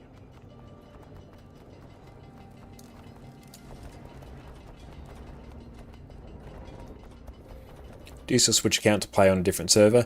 No, now because I'm an ArenaNet partner, I can swap regions freely. So I just swap this account between the servers as I need. But I will probably end up playing on, you know, my NA account again at some point. It depends on like what's the most efficient way for me to make gold, because obviously I've got a whole bunch of legendary starter kits on that account that, you know, I could convert into a bunch of golds. That really just sort of depends.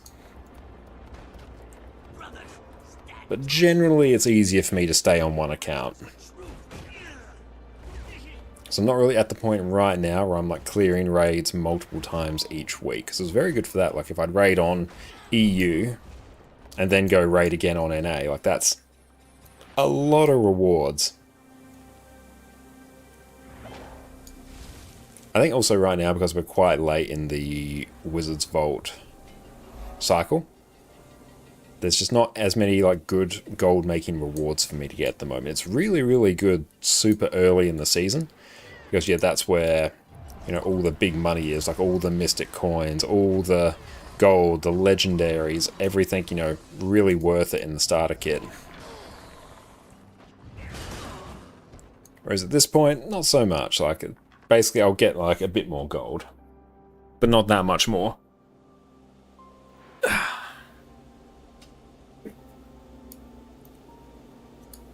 Cool, that's done.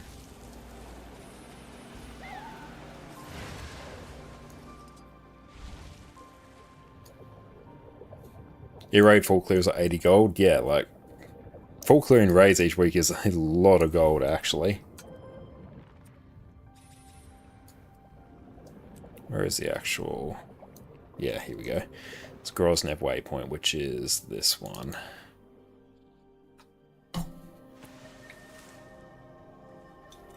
On high ping, do you feel the need to frantically spam hotkeys to move through your rotation or rhythm? Familiarity still lead to pretty close to the benchmark. Might just be personal preference. I think it depends a bit on the particular build that I'm playing. I find if I want to really get close to a benchmark, I may have to spam a bit more to try and sort of like preempt, you know, the latency, for lack of a better term. But generally, I think, you know, playing, you know, fairly, you know, rhythmically as things come off cooldown, as you would probably, you know, expect to play, it's probably going to get me like 90-ish% of the benchmark without too much difficulty. Doesn't have to be a constant grind, that'd be work like effort you're not getting any real money for. Yeah, like, as long as I'm having fun, like, I'll utilize my accounts in whatever way, you know, personally gives me the most fun and satisfaction. Like, even to the point where I won't get all dailies done, I won't necessarily get, you know, everything tied to weeklies done that I otherwise would. No Blackline Key, very sad. If I'm not having fun in Guild Wars 2, I won't usually bother doing it. Let's get this over with. Whereas I do find map completion quite enjoyable, and the payoff I get from it is really, really good.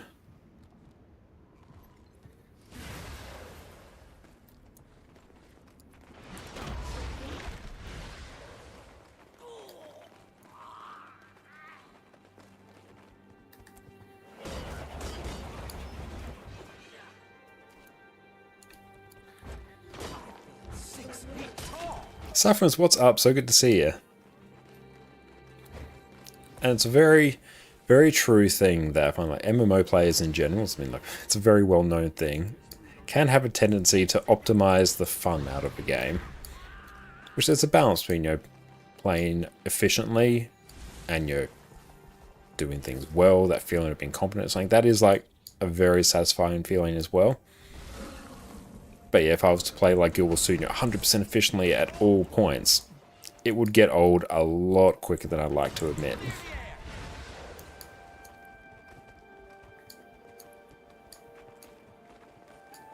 Whereas coming to the Shiv Peaks areas like this, doing map completion, hearing this particular soundtrack, it's good for the soul.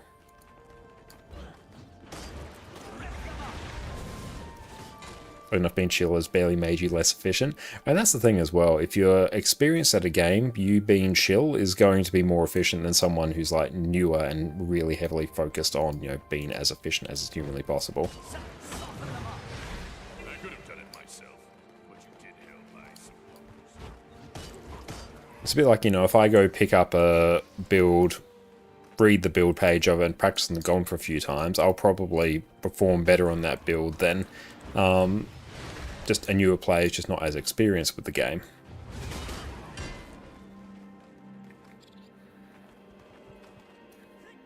That's honestly just through sheer amount of time and experience.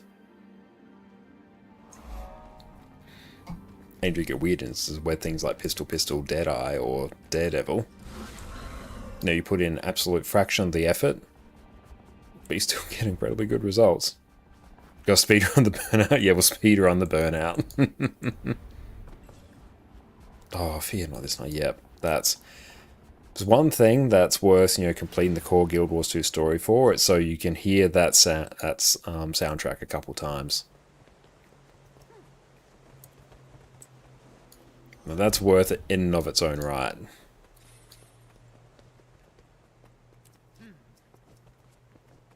But yeah, thanks for the help there, Scorp, getting Blishhud set up through this sort of alternate way. Now I don't have random weapon swapping for no particular reason.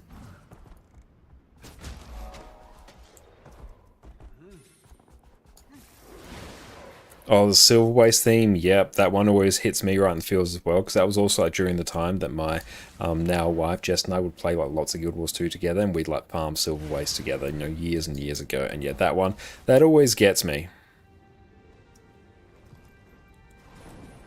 And the Tyria soundtrack after you complete the Octavine event, favourite soundtrack in all of Guild Wars 2.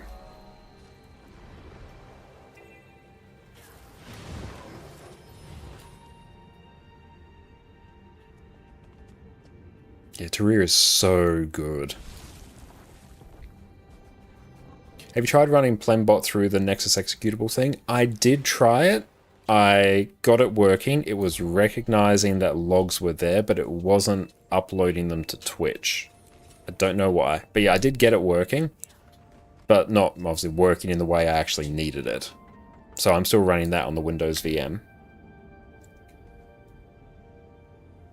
It just captures the feel of adventure, mystery, a bit of loneliness that comes from being far from home. That's a very good way to put it. You'd love a Corteria cleanup pack to rework areas, story mode, and more. I mean, I don't know if we're getting that, but a focus of this expansion that they have flagged is that they're looking at, you know, cleaning up existing systems in some capacity. So I feel like something like that is on the cards in the future. And yeah, one of the best things about Guild Wars 2 is the fact that all this old content, it is still relevant. So I think, you know, there's actually quite a lot of value that could come from clearing this up, because if you can, like the rising tide lifts all boats kind of vibe. The better this content is, the better overall Guild Wars 2 is. Or Wayfarer footage and the soundtrack that brings you nostalgia, yeah. Any of the Shiver Peak soundtracks in particular, they're really good. Yeah, core content might be relevant, but still mechanically aged, yeah.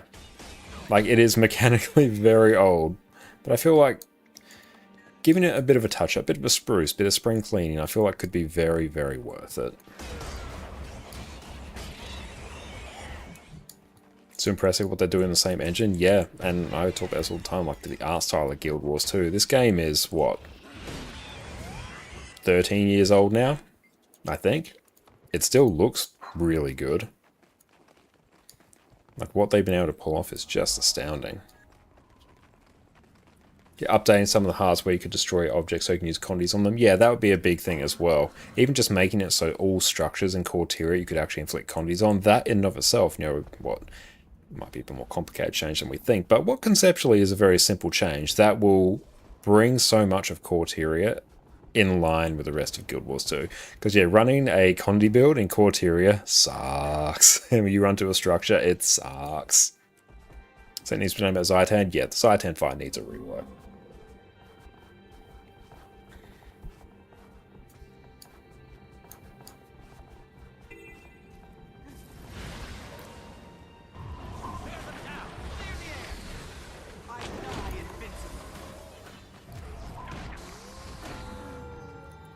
never run a Connie build for open world. I mean, like, you can do it for expansion maps because, you know, enemies typically have higher health there, a bit of time for condies to ramp, so the difference is not as severe and all the structures take condies there. But yeah, if you're running a condi build in Corteria, you're not going to have a good time.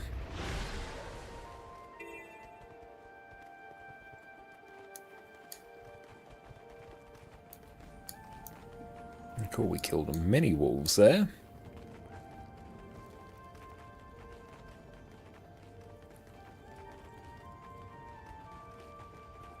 It's unleashed a total artillery. That's a good shout as well.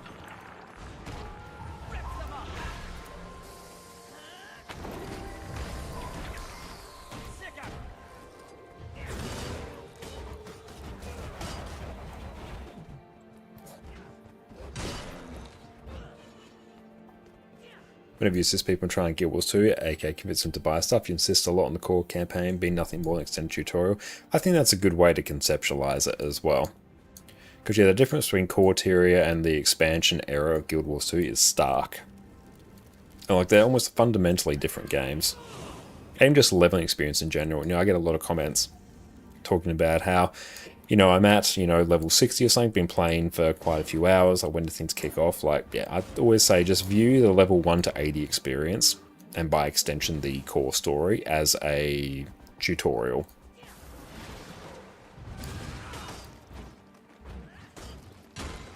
Which I think, going back and touching up core Guild Wars 2 to bring it more in line, I think that's a good thing overall for the longevity of the game, because nowadays, if people aren't grabbed by a game instantly, they'll bounce off. I'm the same way, you know, if like we watch a TV show, it doesn't grab us, we might just like skip it and move on to something else. But yeah, if you can put forward your best first impression, it means people are far more likely to stick with Guild Wars 2. Real Guild Wars 2 starts at Season 2? Yeah, agreed. Do you think Fractal Reliquary is worth the gold? Not a high priority. It's a nice thing to have, because I think you also get the, I think it's the Fate Breaker title, which is also, honestly, it's a pretty boss title, so I really like that. But yeah, it's nice for maybe like every few weeks or so you might get yourself a, you know, 20 slot salvage kit or something, but, you know, gold wise, I wouldn't really say it's worth it. I recommend getting it. Like, I will get it at some point on this account when I can slot it in amongst all my other goals. But it's not an uber high priority. Anyone says Elite Specs core class is much worse than Specs? Yeah. Like, getting Elite Specs unlocked is like a hugely important part of Guild Wars 2.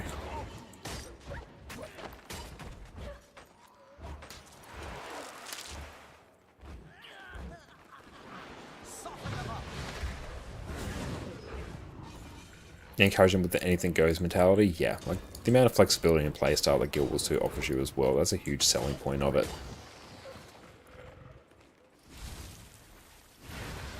Oh, compare Core Necro to any of the specs. Core Necro in particular is one that I think really wants an upgrade. Because yeah, Core Necro Shroud, it doesn't feel great.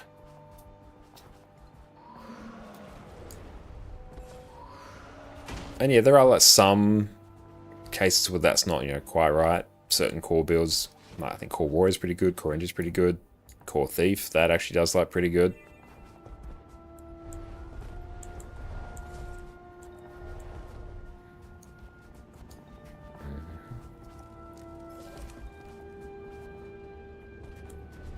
Let's put the crafters, okay.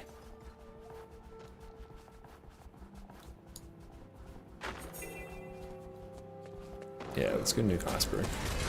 Play Core Rifle Warrior all the way into EOD. Nice. I know, like Core Necro in, you know, areas such as PP and World vs. World, bit different, but yeah, I always find in terms of the feel of it, like Core Necro Shroud doesn't feel good compared to like Reaper Shroud, Harbinger Shroud. Scourge Shroud's just a different beast. I think, yeah, here we just kind of nuke things. I'm the same whenever I go into Core Necro Shroud, but just the slow projectile on the auto attack, just, it really doesn't land.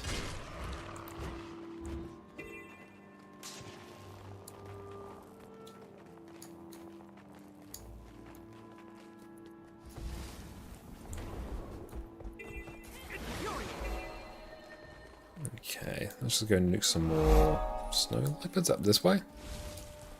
And thank you, Logix, for the follow. I appreciate that. I'm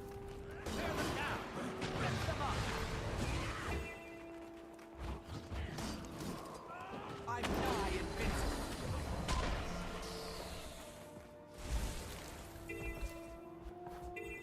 Wolves, do we have to nuke these?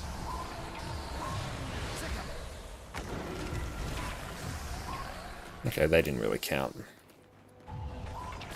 Infuriate.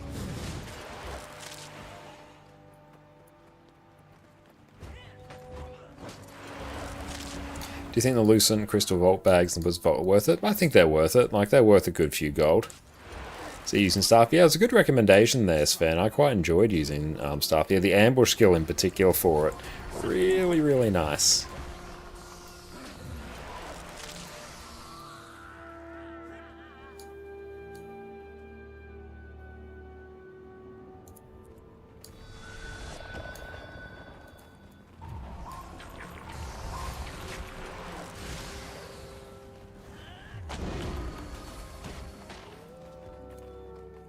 Yeah, Staff Untamed is nice for lab farming. I can definitely see that, yeah. Although for lab farming, I'm 100%. I'm being a greedy pickle and just getting my Herald.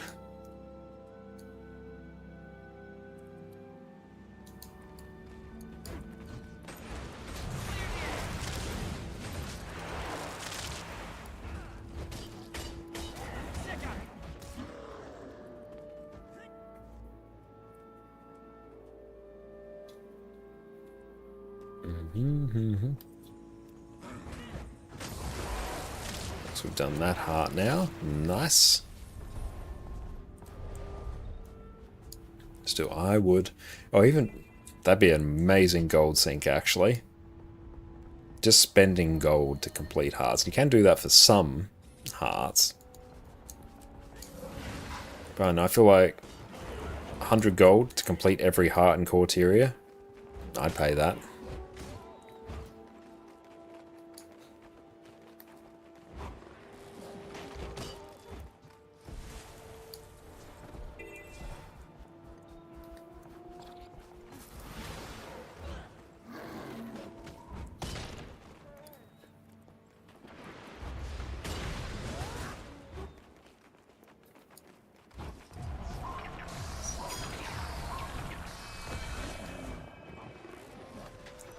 Set them, soften them up.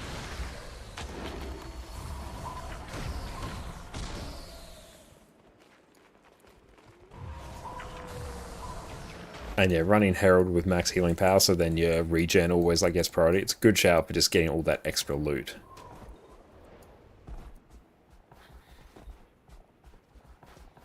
It's funny though when you get to the critical mass of like too many people are running like completely passive Herald builds and then nothing dies.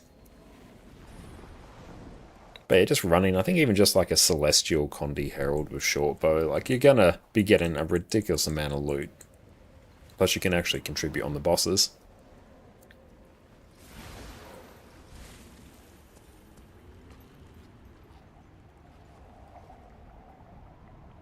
Yeah, shortbow tag is great. I think, yeah, shortbow is probably its best tagging weapon.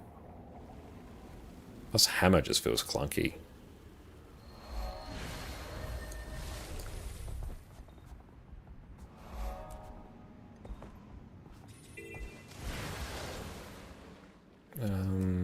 Gather kelp, kill jellyfish.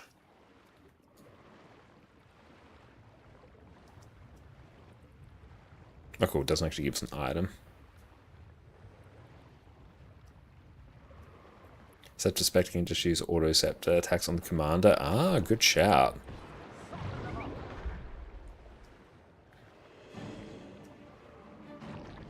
Oh, did I not kill that jellyfish?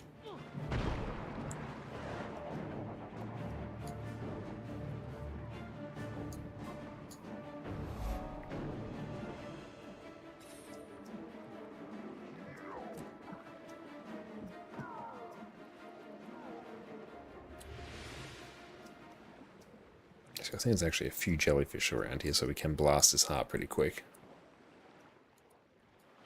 Isn't doing a boss of net negative anyway if the group's efficient. I'm not sure. I've never really sort of put much stock in, or not put much stock in, but I've never really partaken in that much lab farming. There's only a real finite amount of time I can spend in there before my brain's marble smooth.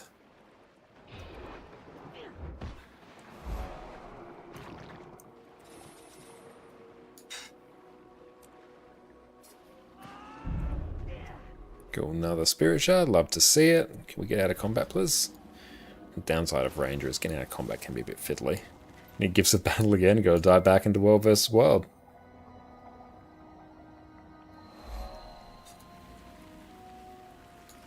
This is the third map of today.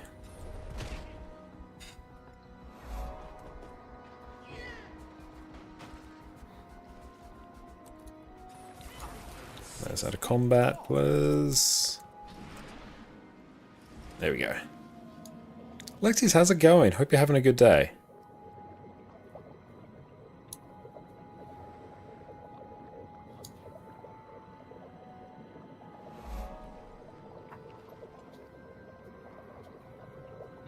We're working on now. We are working on some map comps so we can craft ourselves some Konoholi Katakis to sell.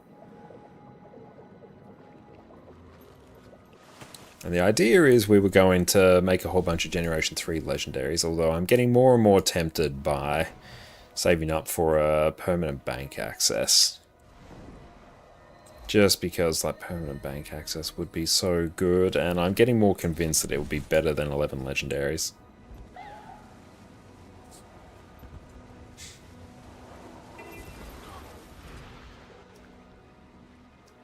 Love they added Gen 3 Legendary Spears. That would be really nice. I'm kind of surprised they didn't.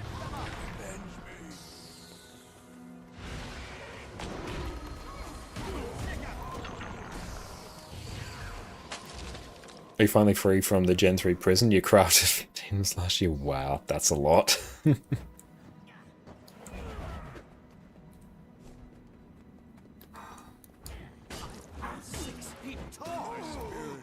And yeah, like if you are struggling with map comp, get yourself Blishard and just follow the path.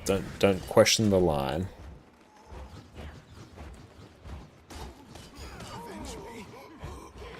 And yeah, like mechanically, there's not that much difference between the permanent bank access and the crafting stations. I think main thing I've heard that the crafting station, like the thing is actually like a few minute cooldown for you to like summon it again in a new spot and things like that.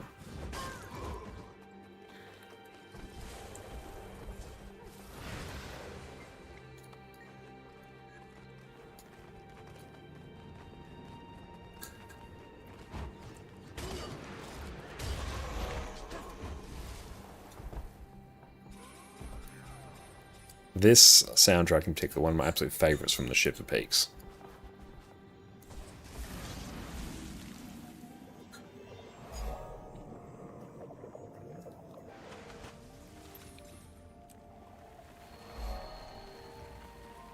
Oh, working again, Minstrel, nice.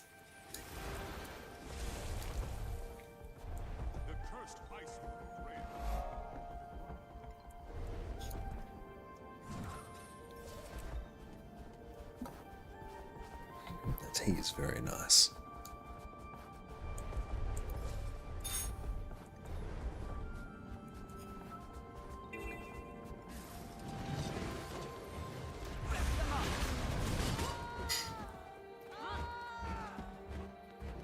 Haven't crafted Legend outside 2 Janthea ones in well over a year. Ooh, okay.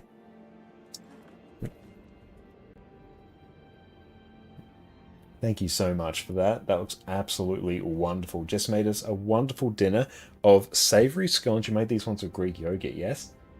Very nice. And some roasted pumpkin soup. Thank you so much. That's going to be amazing.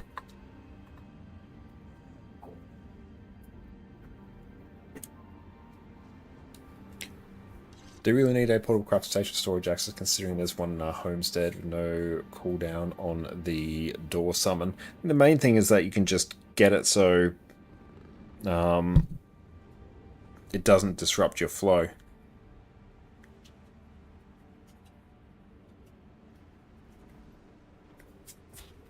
That's amazing. Thank you, Jess. That makes the absolute best soup. More knowledge for me. And those savory scones, fantastic. He's also decided that she would like some soup.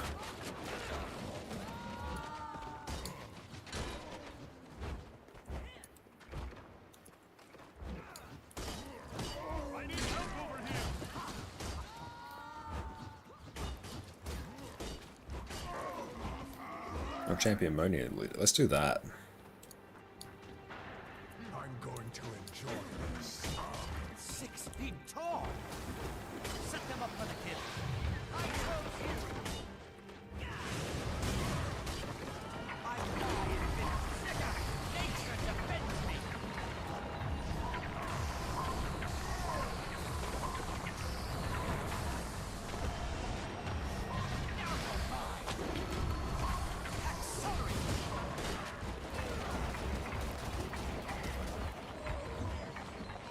That was quite fun.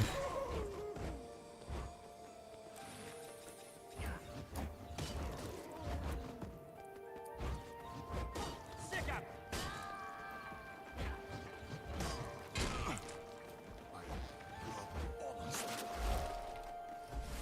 Another heart done.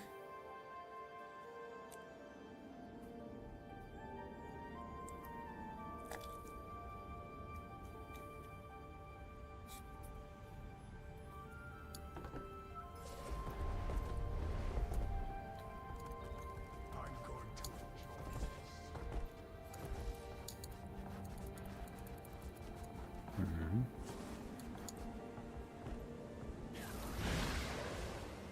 And yeah, I think like 15 to 20 hours for Madcon once you get like pretty efficient at it. And the world record is like 5 and a bit hours. Right, let's go deal with this.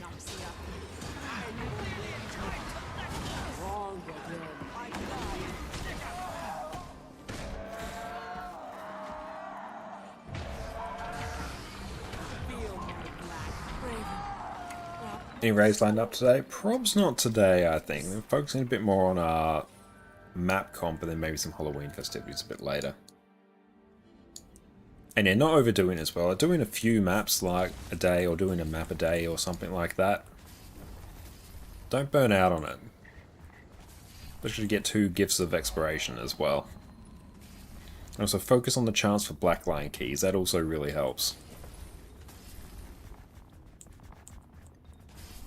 Yep, up we get. Come on. There we go.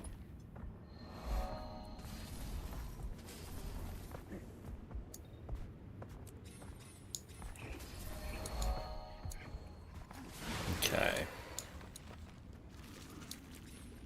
I watch over this place.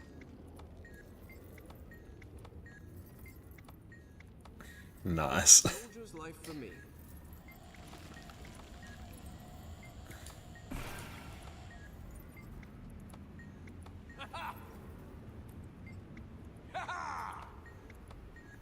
How can I assist you?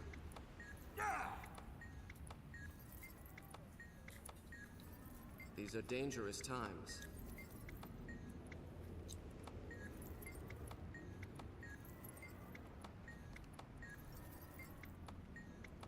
I love these I little watch over this place. tricks that you learn to complete certain hearts.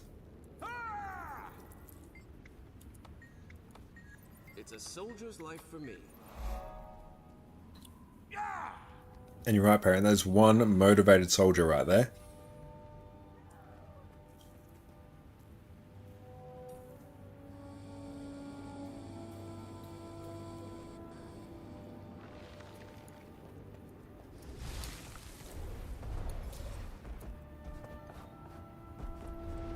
That's good. I find that if you don't do that trick, that heart is one of the annoying ones to complete. Because sometimes there won't be those mobs there for you to kill to get progress, so it can take quite a while.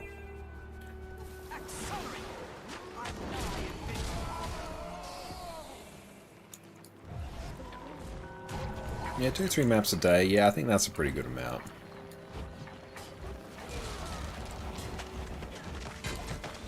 Wear them down.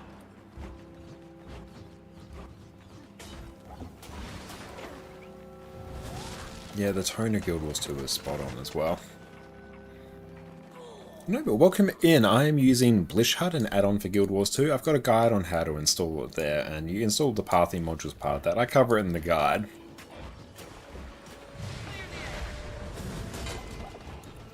Okay, for map completion, if you want to blast it quick, I do really recommend it.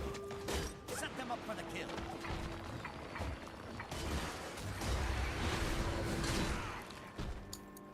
Now, you're very welcome, mate.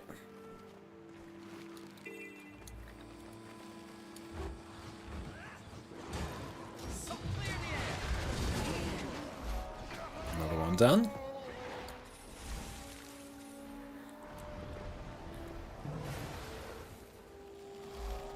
Even waiting to do map comp until you've got, like, basically all the mounts, it's going to make your life much easier.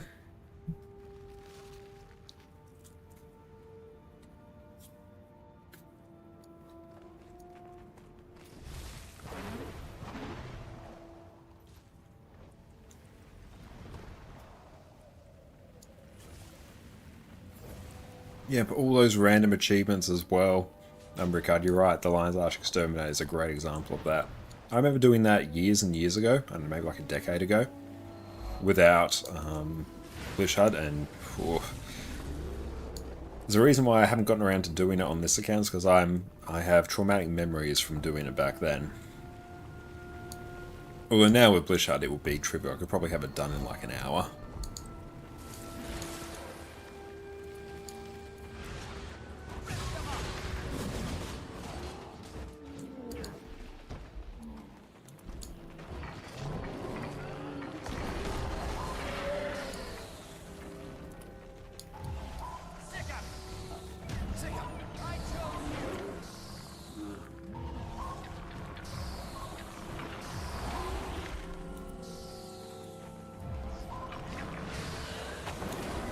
Accelerate.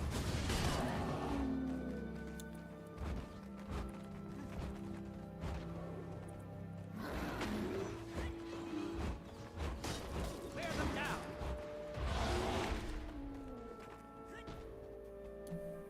That soup is amazing, thank you, Jess.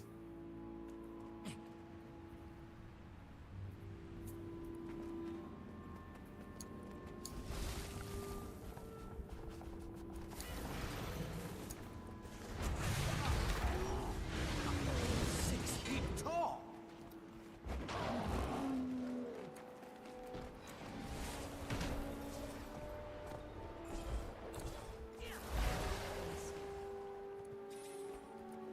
Up for a challenge?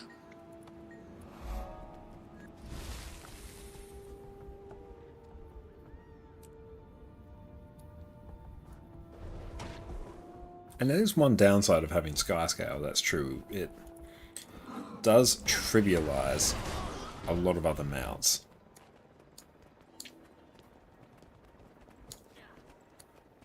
Or does make them redundant.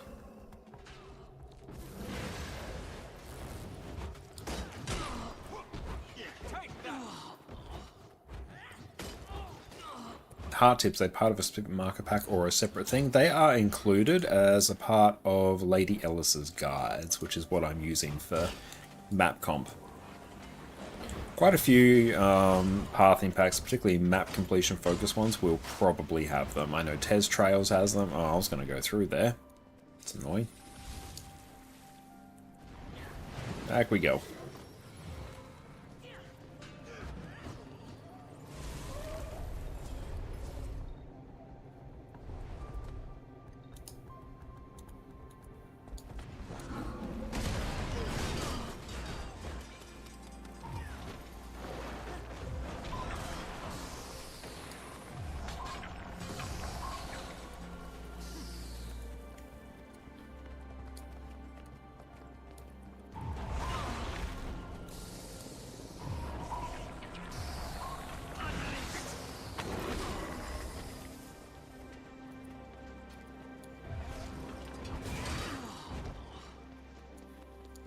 Just need like a few more things. There's another. There we go. 13 of 13 hearts. Nice. Hearts are all done.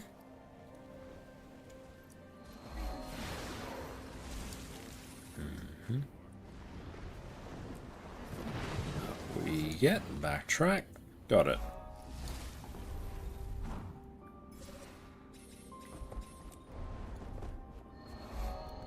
So we've done that. No key. Bad luck for keys today, actually. Normally I'd expect at least another. Cool, then we're off to Gendaran.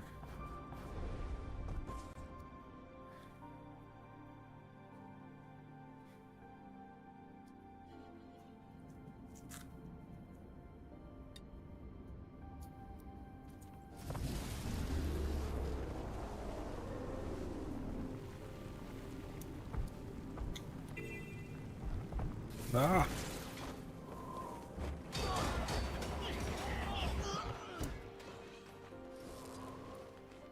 Dig ore and burrows.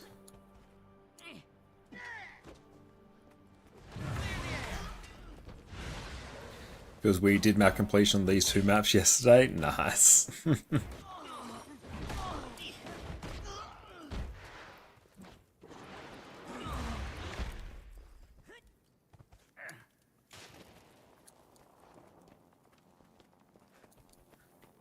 Just gonna, I guess, find more things to nuke.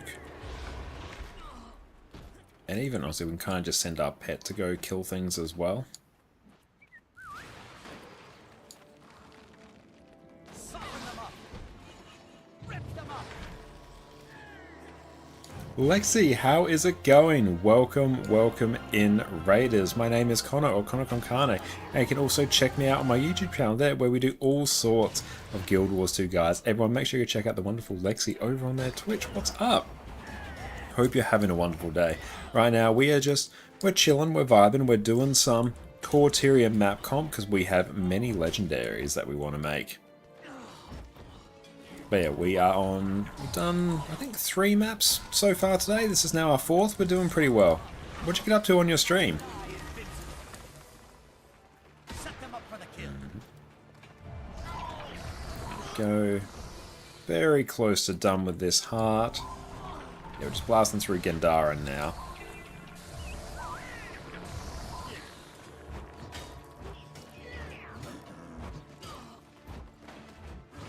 There we go, that heart's done. And we're having an amazing soup as well that our wife Jess made.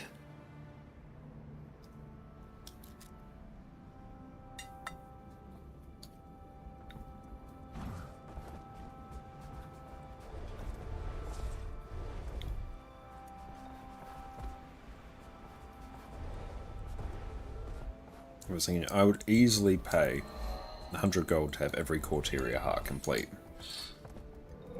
Like in a second I would do that. I need to teach you a lesson.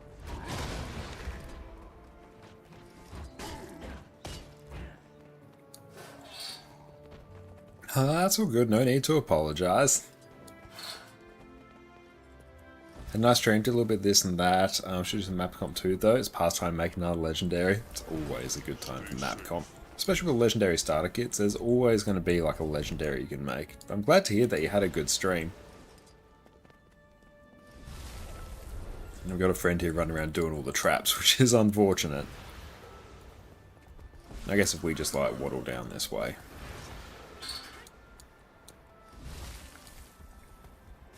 That's right, I think this one's pretty generous with... Why'd our pet port back there? So this one is pretty generous with what you need to do to complete it. Infuriating.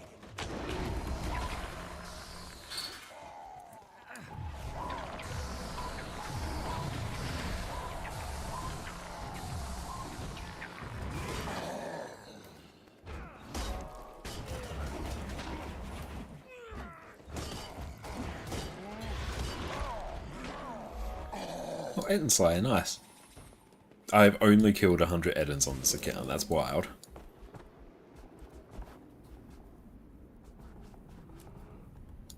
Oh no, that's quite a few map comps there. Any idea when the expansion release? I believe it's October 28th.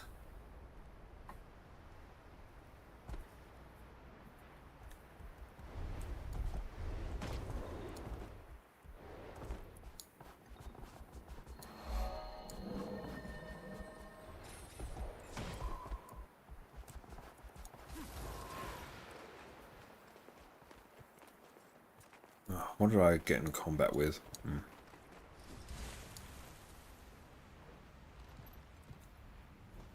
Is there a way to open all rewards for clean heart missions or just one by one? No, it's just one by one. I mean, you can right click on them. And I think as well, if you leave them there long enough or you get enough of them stockpiled, it'll just automatically open them. Pokemon ZA comes out this week. Ooh, that sounds cool. I would like to play ZA. Is that one where you need like a Switch 2 to get the best experience? Because if that's the case, that sort of shifts my perspective on it.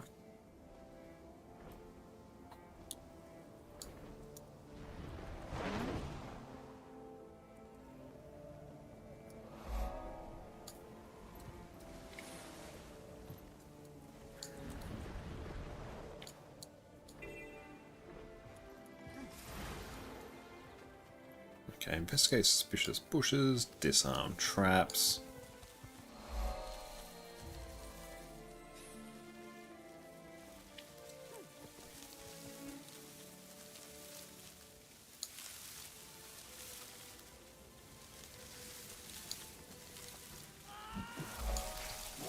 Oh, day you leveled up all your...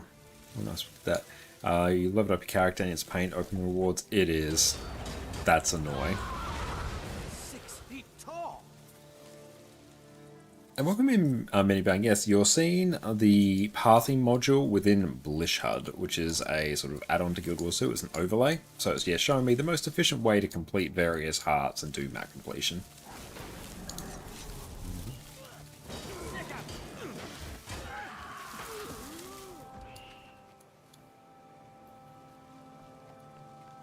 Also, yeah, Nintendo's done a lot of incredibly shady business practices and a lot of just dick moves lately as well. But also, especially like, I love Pokemon. I've grown up with Pokemon. It's a favourite series of all time. Played it competitively for a number of years in the VGC scene. I absolutely love it. And Legends Arceus, I think, is actually the most fun Pokemon game that I've played in a really long time.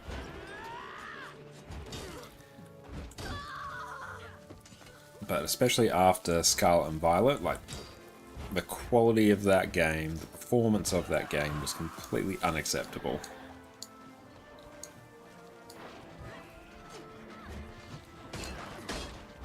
Oh, which one? Oh, which one do you? What's your question there, Divine? Legends Arceus. Legends Arceus is fantastic fun. Like that's really fun to play, and I think ZA is supposed to be somewhat more in the vein of that, which I think is a good thing.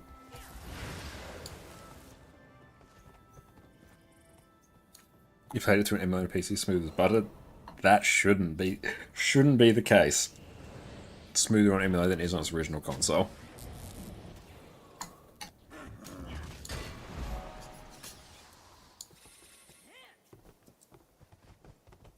I'll still go back and like somewhat regularly play anything from like Gen 5 and before.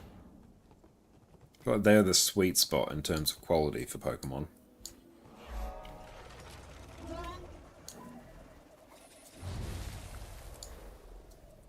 Especially with the patterning, you know, any game with somewhat captioning mechanics, that's just uber dick move.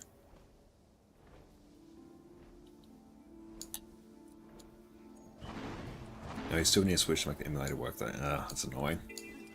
We're doing 2.5K PCs, so hopefully you can do large scale World vs. World battles again without stuttering. I feel like because Guild Wars 2 is how Guild Wars 2 is, there will always be like some degree of stutter. The main thing will be if you got some sort of X3D CPU. They're sort of they're where you're going to see the biggest, you know, improvement. If you got one of those, that will really help.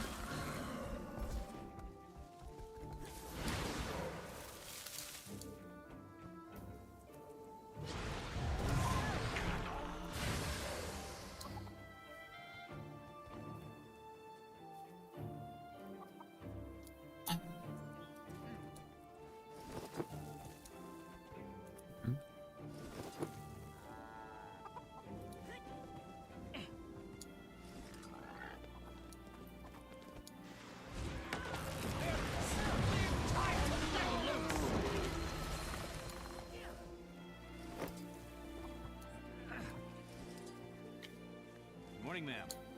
Just passing by to see if you're... Oh yeah, definitely. Like, put Guild Wars 2 on SSD. Not unless you got I feel like you should be doing that for basically any game that you have nowadays. chickens.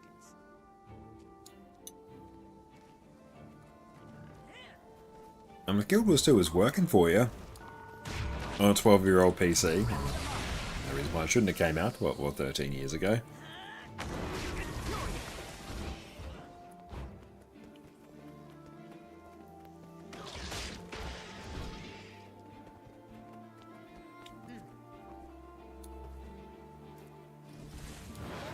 Outside of NAS, you don't have HDDs anymore. Yeah, outside of like a NAS where HDDs are still king in terms of, you know, storage capacity versus price. It's just when World Boss Battles and 50 plus people join, it starts to crumble. Oh and yeah, absolutely. I'm running Guild Wars 2, like reasonably high settings, 1440p, and yeah, like we're on, you know, anywhere around like 100 FPS, and there's a bit going around here. Get it in like a big fight though, that will tank. Well, Switch's plan is just a lot of app cleanup and data transfers. That's very exciting. Hell yeah. Also more reliable, I guess, for a NAS. Yeah.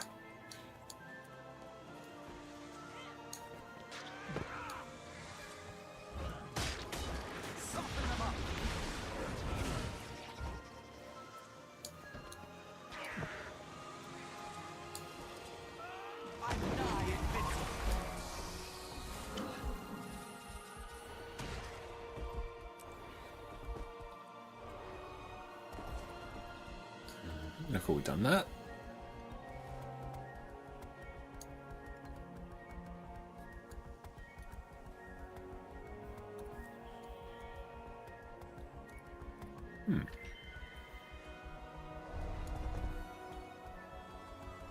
Oh, you have a 9800 X3D and Ura LCM brought us to its knees and high seas. Good lord.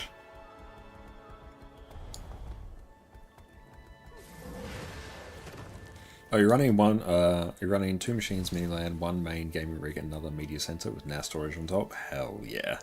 Good way to do it.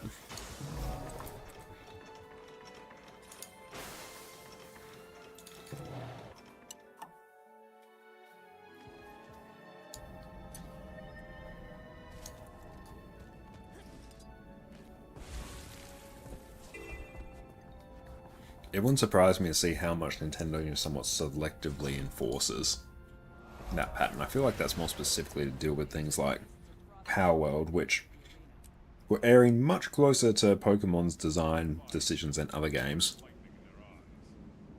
I took on 2 Minotaurs.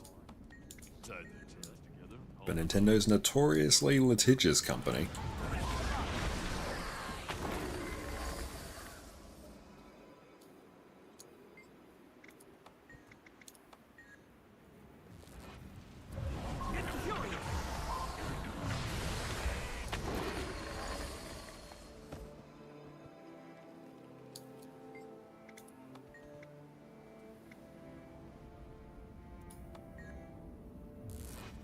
Set them up.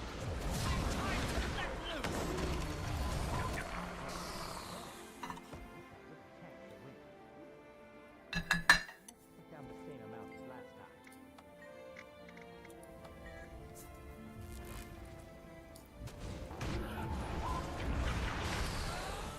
Running 3 PCs currently, gaming PC, NAS, virtualization server. Very, very nice. Because yeah, at the moment I'm running my gaming PC. I'm using Jess's desktop PC to encode the stream. Running a NAS, backup NAS where everything's basically mirrored to. And then yeah, got like a old office desktop PC as a bit of a media PC in the living room. And then the MacBooks as well for like actual like work and editing.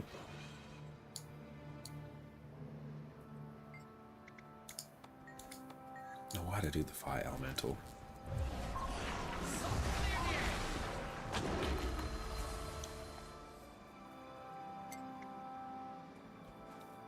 Oh, nice. Yeah, that's honestly going to be about as good a performance in Guild Wars 2 as you can feasibly expect.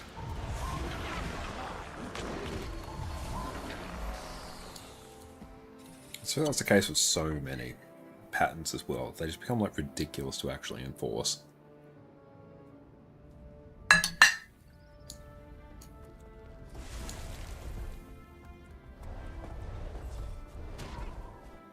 There's map comp number on 63 now. Progress has been made. Yeah, but also like, I feel like almost any game would kind of get bopped by that. Like, there's so many games that function off, you know, some sort of summoning mechanic.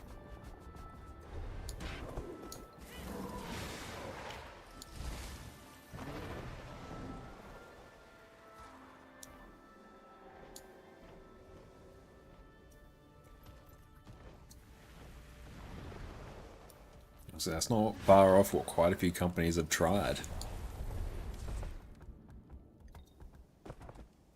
Don't go in. There we go.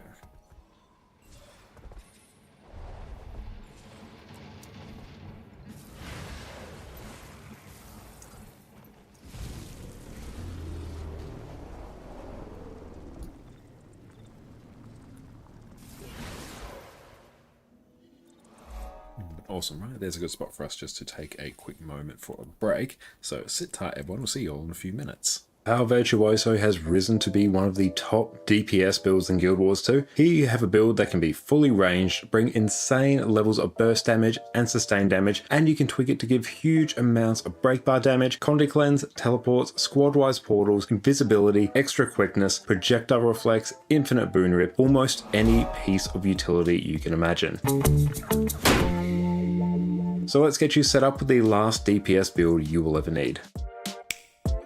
Welcome back everyone. For the past few months, Power Virtuoso has been my go-to DPS build. It's the build that I've used to clear Harvest Temple, and it's the build I choose when I've decided to stop messing around and just get the job done. So why is that? First up, we have insane levels of utility on this build for a very slight DPS loss. You can add things like projectile reflex, teleports, stun breaks, stealth, quickness, huge amounts of CC, Conde Cleanse, all manner of things to help carry your team. Release your sweet! For a DPS build, you also have huge levels of survivability with distortion and blocks available on a very short cooldown. Depending on the encounter, you can either make this build fully ranged to give yourself a ton of safety to move around the boss and avoid AoEs while still attacking, or you can trade it for huge amounts of burst damage. So you can customize this build for any encounter and know that it's going to hard carry your team. Not only that, it is simple to play with a very smooth looping rotation, and it's very easy to pick up. So let's dive in and cover what I think is overall the best power DPS build in the game. Once you become a Virtuoso, where you would usually summon clones as a Mesmer, you now instead generate Psychic Daggers or Blades. Your Shatters also get replaced with 5 Bladesong skills, which will have some familiar effects. You can also equip Main Hand Dagger to fire ranged attacks at your target, and depending on what weapon you choose, you can potentially have fully ranged weapons on both sets, which is a huge bonus for any build in Guild Wars 2. Now, circling back to our Bladesong skills. Your first skill, Bladesong Harmony, will simply fire your blades at your target and deal increased strike damage. A huge source of damage on this build, and it's going to be a big priority when it comes to your rotation. Bladesong Sorrow will also fire all your blades at your target and inflict strike damage plus some extra confusion. Still a good source of damage, and it's going to be used to upkeep the Deadly Blades buff. Bladesong Dissonance is your CC Bladesong. You'll fire all your blades at your target and inflict 1 second of daze per blade. Bladesong Distortion is less of a Bladesong skill and more of the regular Mesmer Distortion skill. You'll consume all the blades you have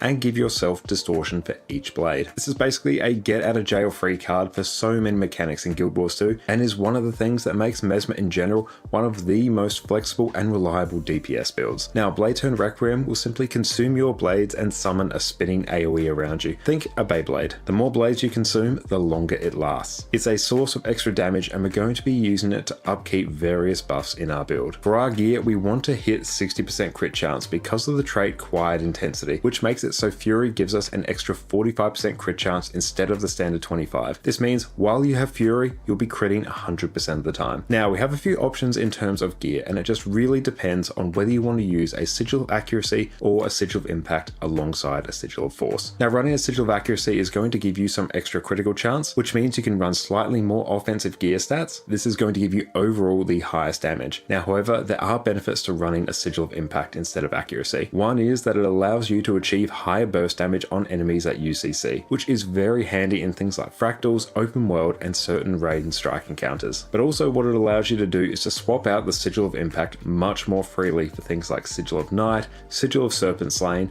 any other type of sigil that you may need for specific content. This is a very good degree of flexibility and only comes at the cost of around a 1.5% DPS drop. Now personally, I run and do recommend the Sigil of Impact setup. This is going to give you the broadest flexibility across all areas of the game for things like fractals, raids, different strike encounters, and you can freely swap out your sigils without having to reshuffle your gear like you do with the Sigil of Accuracy. So if you want one set of gear, go for Sigil of Impact. I'll include a link to the Sigil of Accuracy setup in the description as well. Both of these setups don't require any specific infusions, i.e. precise infusions to cap out your crit chance, although I'll also include a link in the description to a fully optimized version of this build with precise infusions, if you want to go the full hog. However, I don't like recommending gearing setups that require infusions to work properly. Now, if you're running the Sigil of Impact, I recommend running a full set of Berserker's gear with an Assassin's headpiece. We'll also run Rune of the Eagle, which is going to give us a lot of extra precision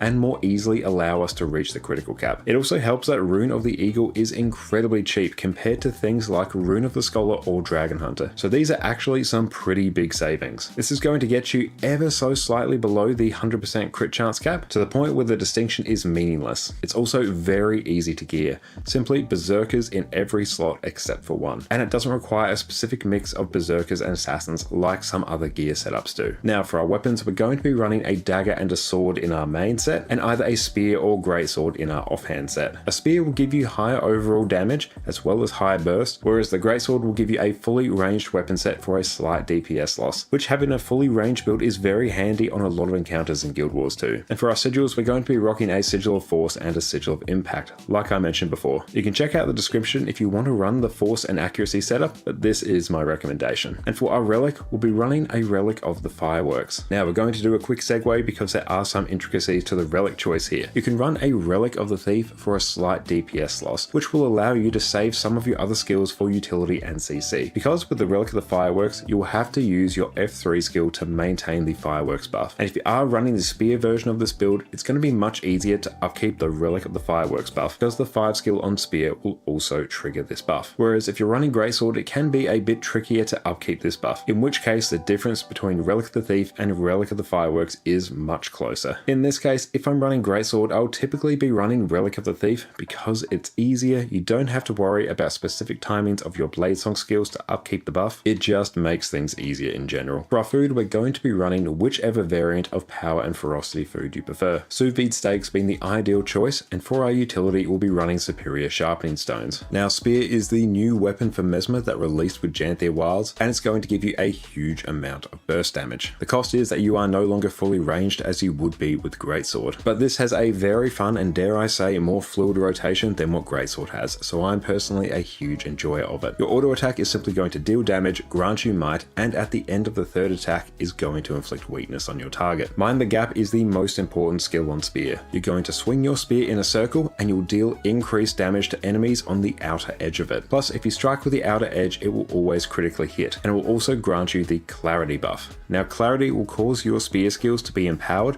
and will cause each of these spear skills to grant you additional effects. It's going to be very, very important. If you hit Mind the Gap while it's empowered, it will also grant you some might. Not hugely impactful, we're going to want to avoid doing this. Now, Imaginary Inversion will cleanse conditions and evade, while also inflicting some damage. And if you successfully evade an attack, you will heal yourself, and this healing is improved if you have the Clarity buff. Now, Phantasmal Lancer is the skill that you're going to want to empower with Mind the Gap. You're going to summon a Phantasm that will deal damage and cripple your target. And if your target is already crippled, it will immobilize them instead. If you have the Clarity buff from Mind the Gap, you will summon an additional Phantasm. This is a huge damage bonus, so we're going to want to make sure we buff our Phantasmal Lancer as much as possible. This is going to form the base of the spear rotation. Mental Collapse will cause you to teleport to your target and damage nearby enemies. It will also refresh your Mind the Gap skill, which is very important for our rotation. Now, if you use this while you have the Clarity buff from Mind the Gap, you'll also stun foes. So there are situations where you will want to stun enemies rather than use the buff Phantasm, so just keep that in mind. The main thing we'll be using this for is to recharge our Mind the Gap though. On Dagger, Flying Cutter will fire a blade towards your target, and once you hit them 3 times, you will cause a flurry flurry of damage on them. This attack also pierces, so you can be a bit tricky and target enemies behind your immediate target to be able to hit multiple enemies with it. Blade Call will fire multiple daggers that return to you, and if your target is in range, the returning daggers will lock onto that target. If you hit at least one target, you will stock a blade, effectively generating a clone. Unstable Blade Storm will place down a damaging AoE that will fire blades at nearby enemies. On sword, Illusionary Riposte will block an attack and create an illusion when you're attacked. You can also activate it again immediately to stun your target. Phantasmal Swordsman will summon an illusion that will strike your foe multiple times, and if it hits, it will generate might for you. This will also generate stacks of Fence's Finesse on you, which is a significant damage buff. Greatsword is an amazing option to take if you want a fully ranged build, and it's also what you'll use if you don't own Janthia Wilds. Now your auto attack, Spatial Surge, will fire a beam at your foe, and the further away they are, the more damage it will do. It's a 1200 range skill, so a fully ranged weapon is great. Mirror Blade is going to throw a greatsword at your target. Right, and we are back. Welcome back, everyone. Let's go and hustle along here.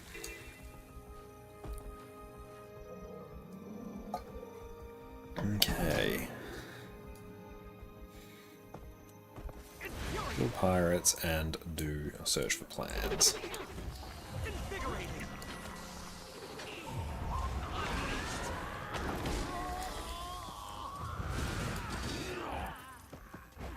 Oh, do I need to do more carving pumpkins?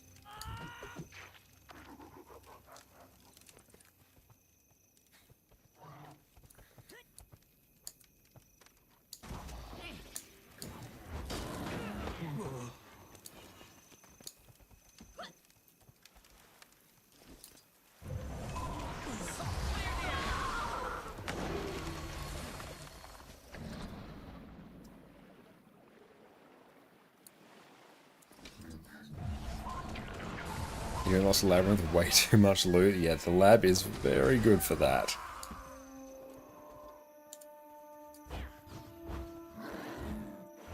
No, invulnerable. Fair play.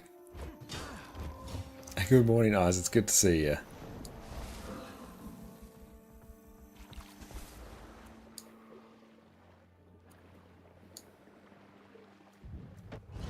We fight to get the loot. We get the loot. How come the captain likes things?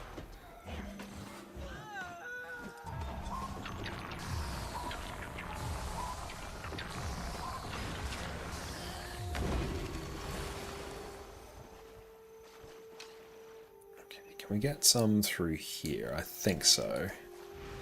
Yes, looks like it. These are Buccaneers. Do these count? Yeah, these do. Cool.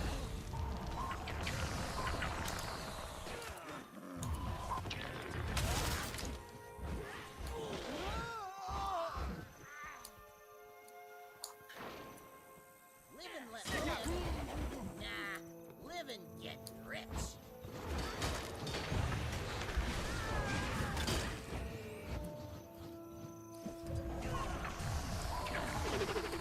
Set them up for the kill.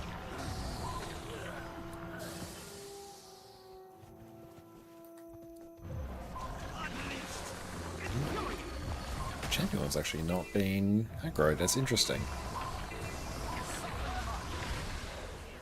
You prefer festivals in old games like Lord of the Rings online compared to those that Guild 2 has? Okay, I've never tried them in Lord of the Rings. So Spear Necro is fun? Great to hear. I also haven't tried too much of Spear Necro yet.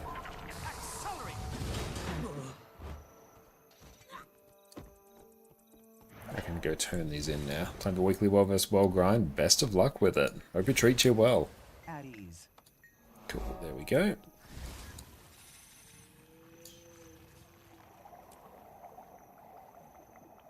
Yeah, the amount of gold that we're going to get from this is going to be pretty damn significant by the time we are done. 22. Gendaren's a big map.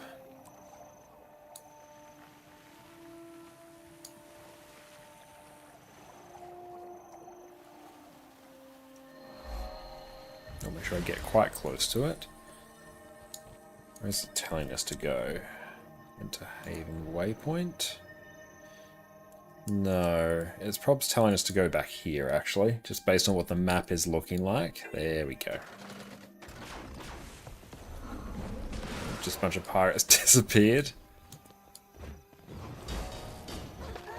I've beaten you, but you don't know it yet. Hoarding some of that loot for yourself. You better have that old bastard to hand.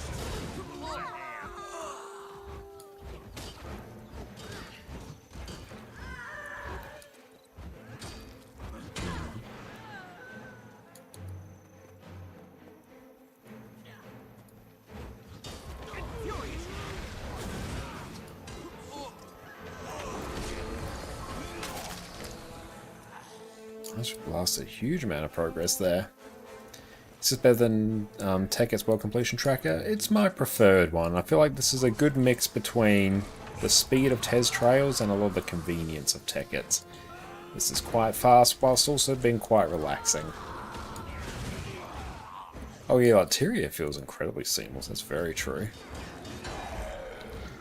Okay, so let's just double check we haven't. We've done that. Cool.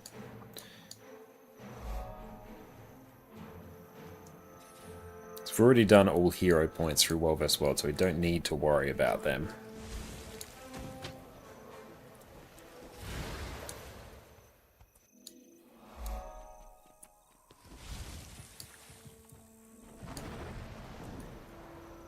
Oh, there's still a lot to do in Halloween as well, even given that's the same each year. And the rewards for it are quite nice.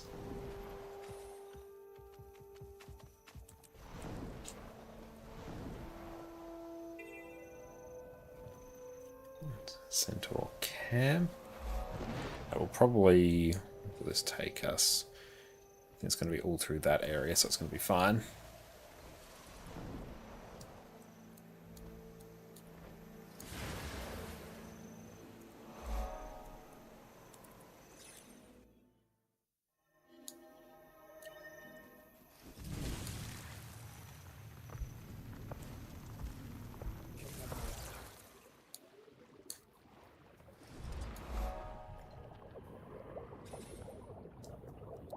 Also, the gold you can get from Halloween as well is really quite good. Lab Farm's always like a big farming event for people to come back to each year.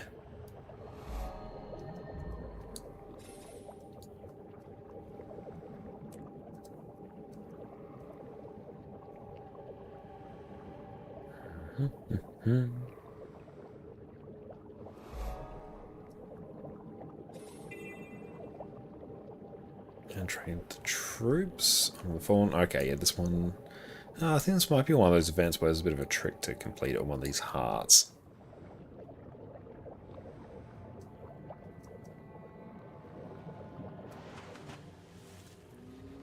You can always count games optimize the fun out of games. Very true. Always can.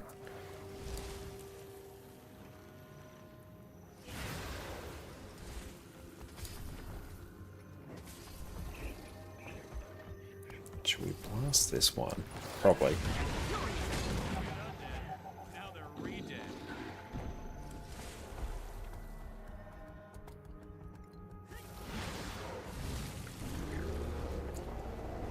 We've done that. Which is an option for this that bypassed hero points as well.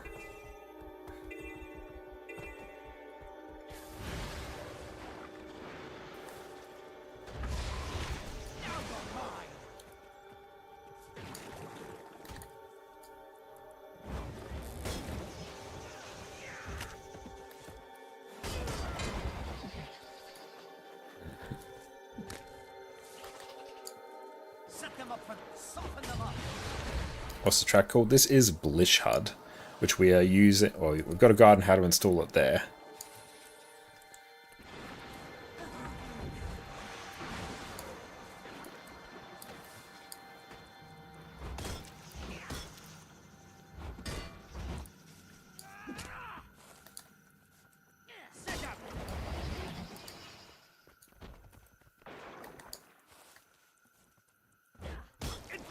I'm nigh invincible. Wear them down. Just one more.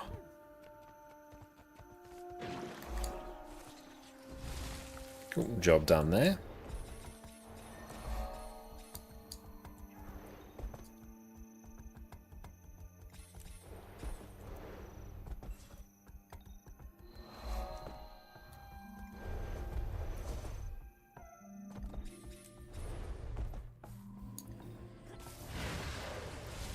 love seeing all the little optimizations you can do for Quarteria map completion as well. It's always very interesting.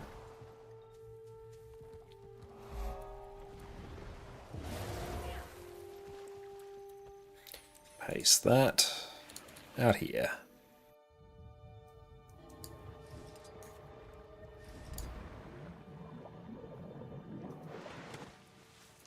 Now this is a find. What's the module pack called though? So you install the pathing module, and within the pathing module itself, this is Lady Ellis's guides. You there. News just in.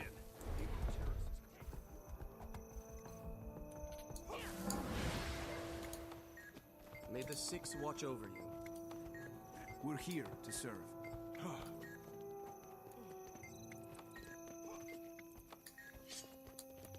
Come on.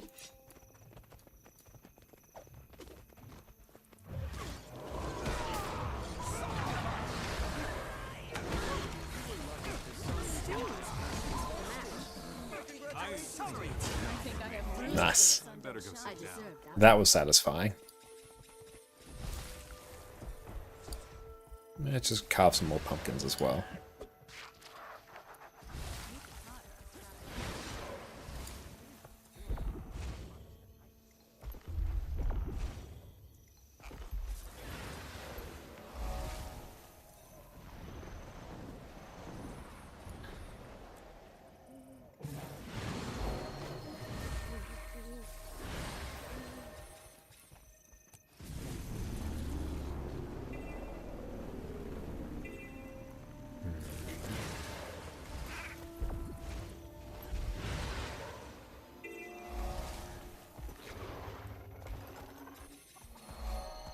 I must have already done some in this area. Interesting.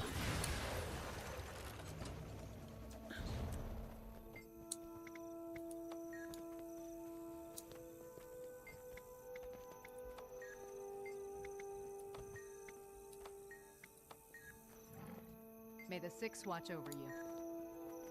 I guess I gotta go find some wood seraph, or we can just nuke all these skelk.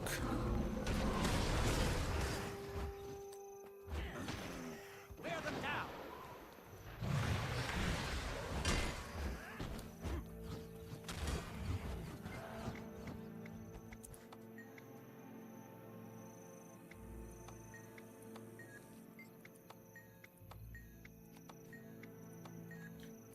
Okay, I guess it doesn't really want us to do anything with them there.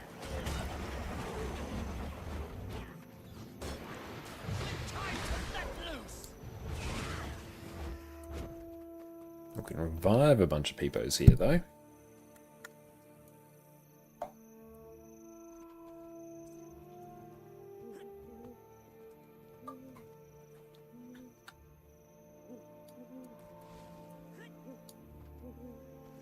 Mr. West, how's it going? Great to see you. Hope you're having a good day.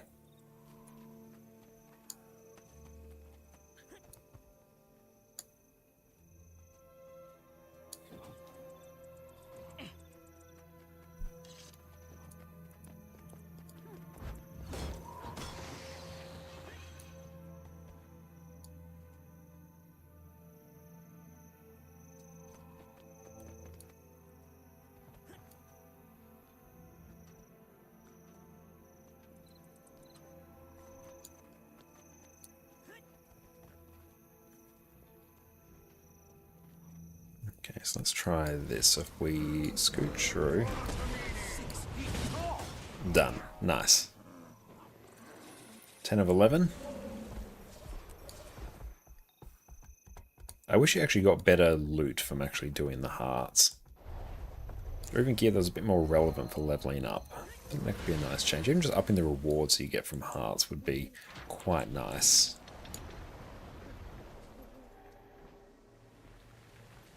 You're playing Guild Wars 2 for such a long time, you still have stuff to do. Oh, I still have so much to do. I've still got to make, like, you know, so many different legendary weapons as well. So many big ticket items I want to purchase. We're working on clearing Ura LCM.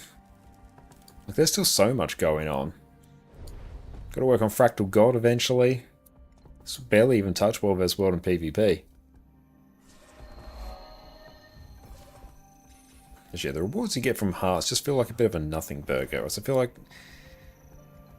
if they actually gave you like useful loot, or maybe some useful consumables or something. There is like a few instances where you do get some quite good stuff from doing hearts, but it's by far and away the exception. I have an issue with junk items, fairly plentiful, yet are basically nothing. Yeah, junk items, the ones that particularly exist out of, that really only exist to be sold, I feel like they should just be converted into just raw gold, just to, you know, skip a step.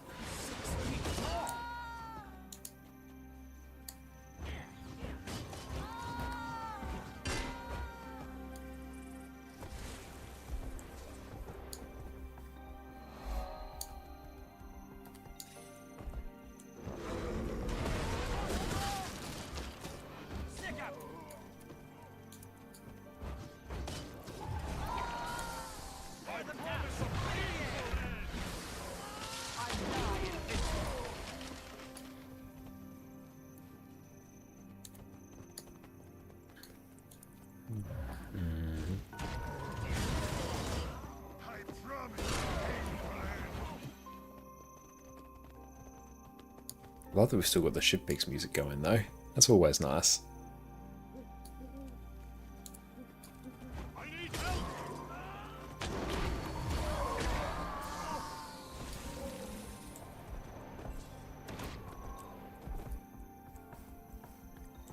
Yeah, I probably need to do a few rounds of map completion, I think. Oh, did we do it? Sweet. Black line key? No, very unfortunate. Okay, let's go. Well, that actually needs a bit of a clean. Let's go. Park this character. I might do a bit of labbing, I think, just because we haven't done it yet. Okay, let's process this, deposit everything, search for consumables, get rid of the enhanced leggings, or else they're going to be super annoying to deal with. I won't use these, I'll sell these on the TP. Yeah, just get some gold for them there.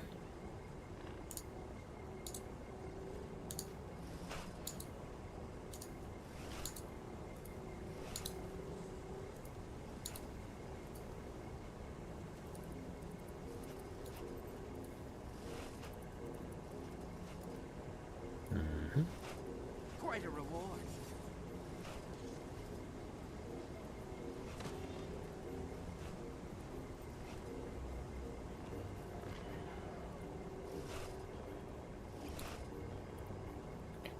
Cool, there's going to be a bit of a cluster there, but that's fine. Instantly better. Salvage everything. Sell these.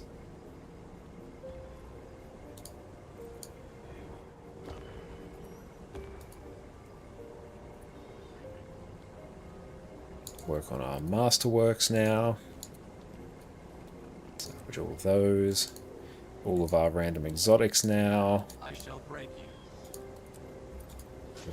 Merchant to deal with the junk. Cool, now we have random event items. See, these ones here, I feel like these should be dealt with in such a way where like you don't have to go through this step. I don't know what it looks like, but having these things that you can't sell to a merchant, can't salvage, they kind of just sit there and just take up space. Job done.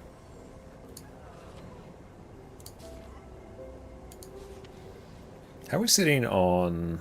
I'll get one more here. How are we sitting on spirit shards now? 731, not too bad. Made a good amount of progress there. Let's head over to our Herald now. Herald of Harold. Where is he sitting? Here. Oh, what mic are you running? It's a newer one. Don't know the specific one, but it's a newer one off Amazon. We'll run, I don't know, Berserker, Celestial.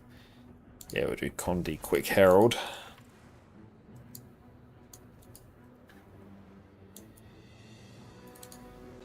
Does this character not have waypoints in Lion's Arch? That's interesting. Given this is the one with a bit more of the Omega inventory.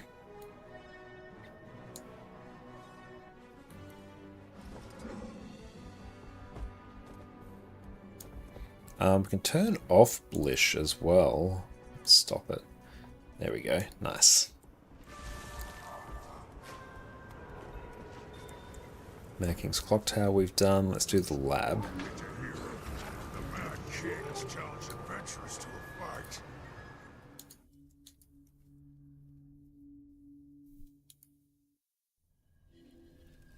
And Central Terrier. Probs and squads. Labs all doors and chill.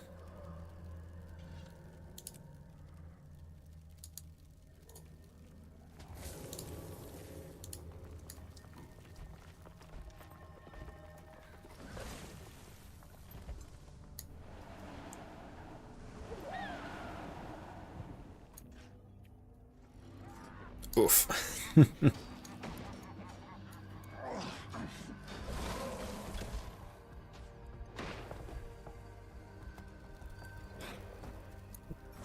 What's our position? Use size 3. People will dip eventually. Travel.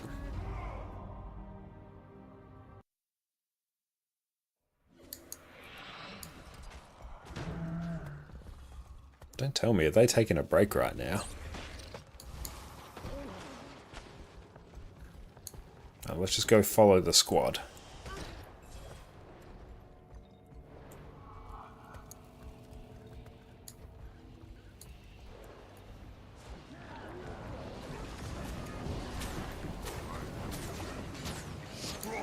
Oh, look at me actually having short bow equipped. Nice.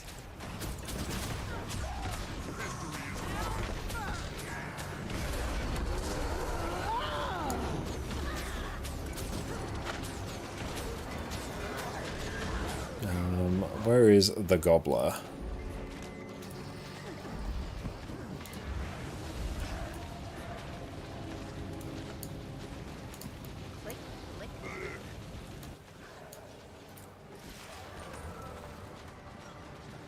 Cool, got some experience there.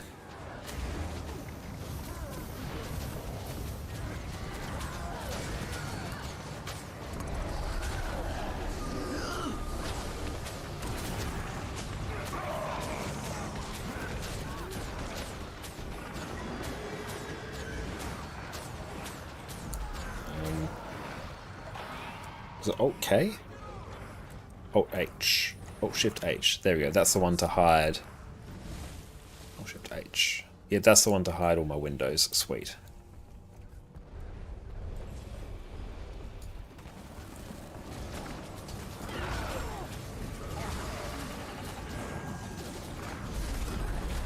The pains of this world are plenty.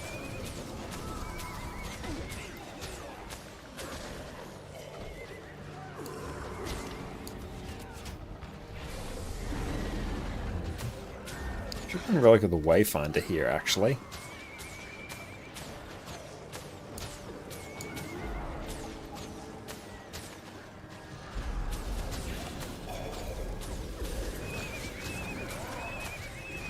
And probably auto-targeting. Where is auto-targeting? There we go.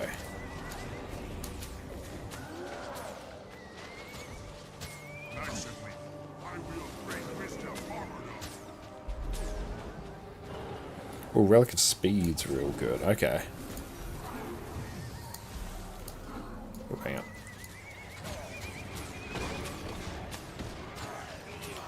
on. Increased movement speed under the effects of swiftness. Yeah, that will be pretty hype.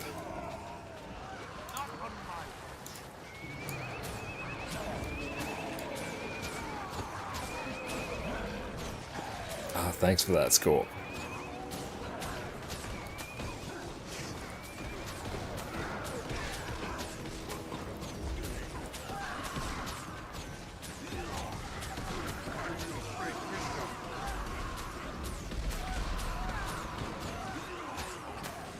Yeah, the loot you get is pretty hype.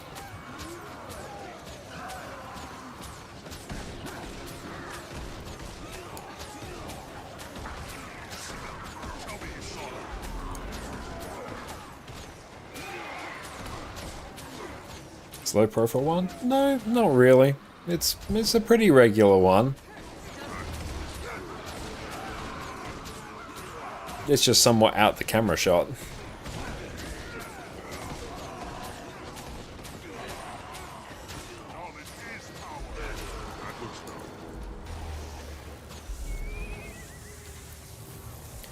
Let's change this to customize speed.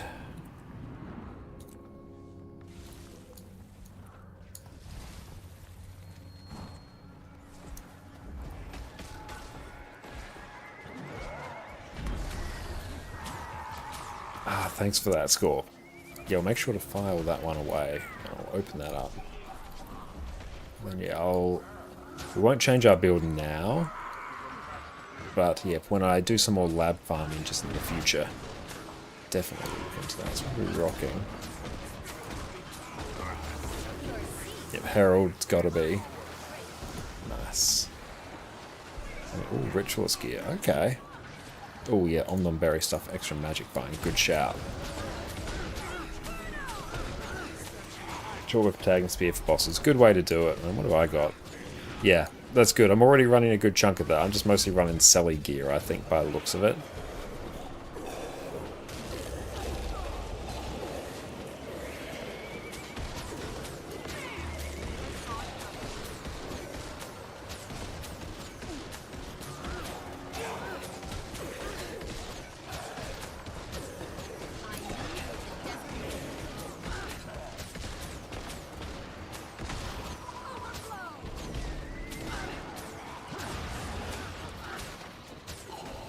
Pulsing regen, swiftness, and prot.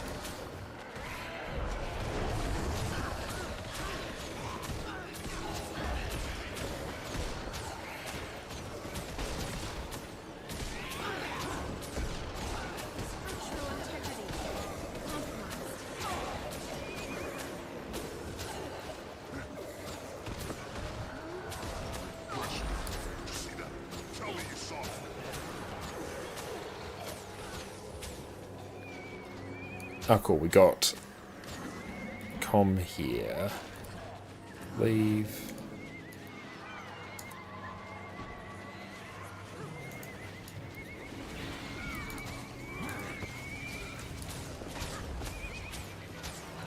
Oh, skeletal lich.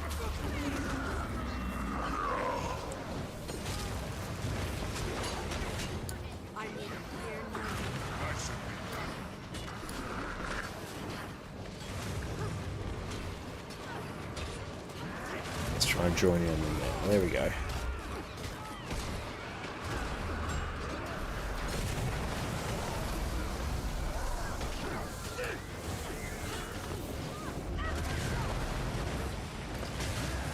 I love spear on a revenant.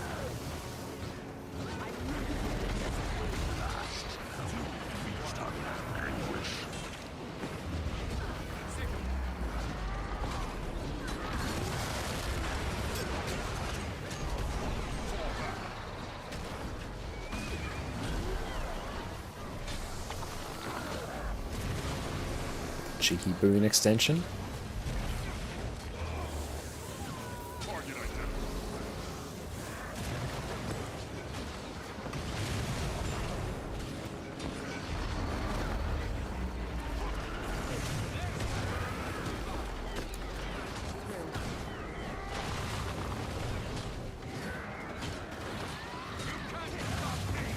Loving all those leeching bolt procs.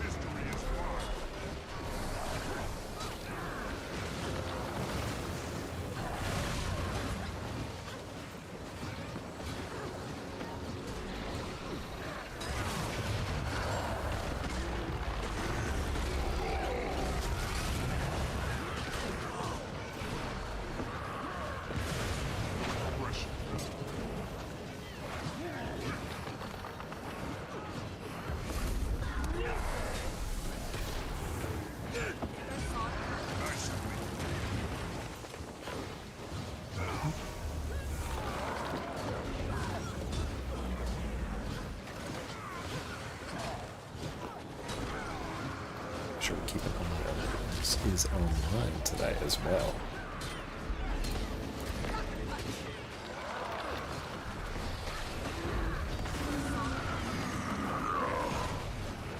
Yeah, Ritual Ski I think would be a good shout as well. Just that extra boom duration to help our booms take priority.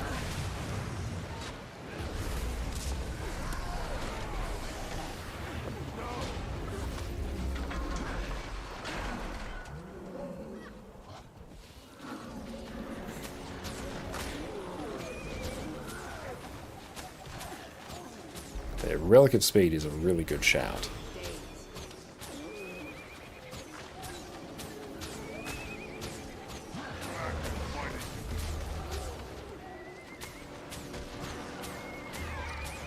Maybe I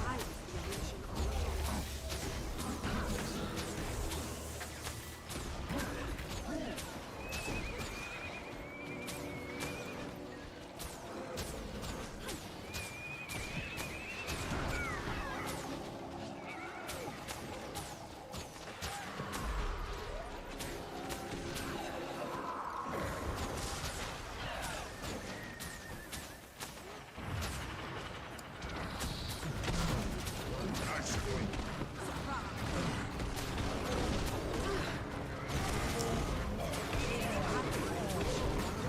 Ooh, nice. Yeah, the movement speed per upkeep trait.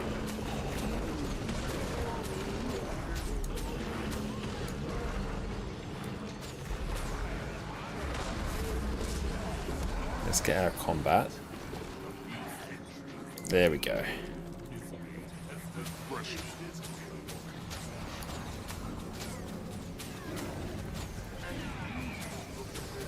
Yeah, really good shout with that.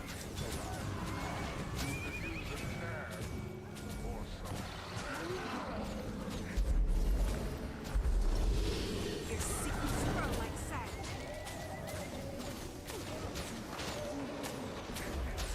Here's Steve.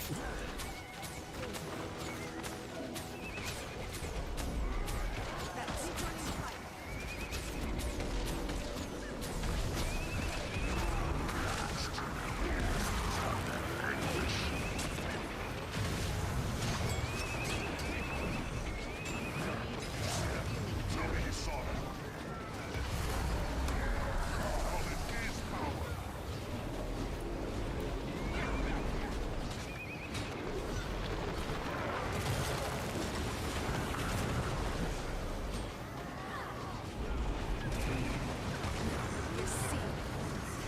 Should eat something resembling food. It's not the Halloween stuff, but it will do.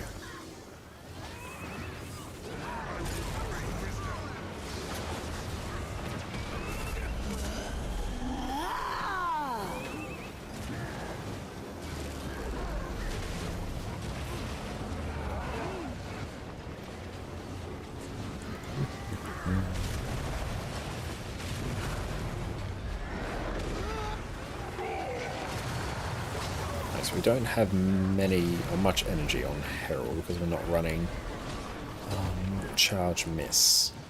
Just got to remember not to spam too many skills.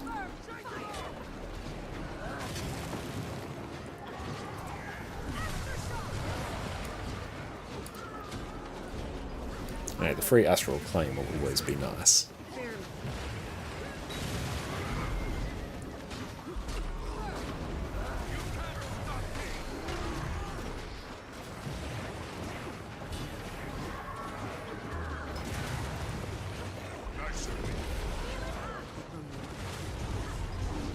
It has been too long.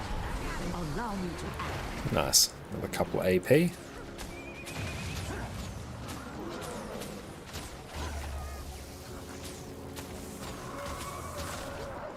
What's max level right now? Max level's 80. Always has been.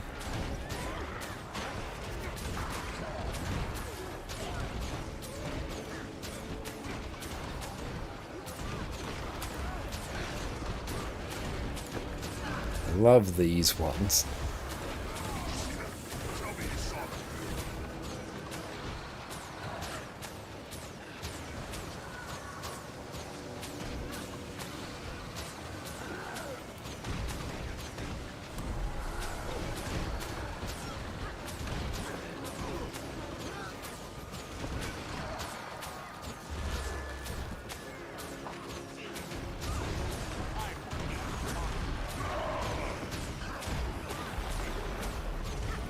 sharing experience as well.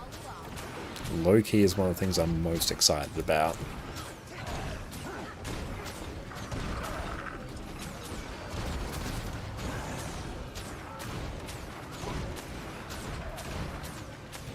Last time I watched the stream saw level 100 enemies. I'm not sure where you might have seen like level 100, but enemies can scale up higher. But the max player level is it's not 100, is 80. Yeah, certain enemies in harder areas can be scaled up more, especially once there's more people around.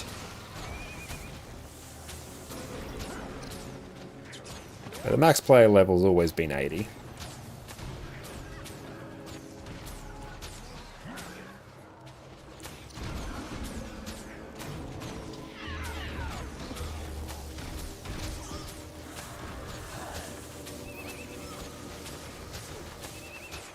So many heralds in squad, I love it.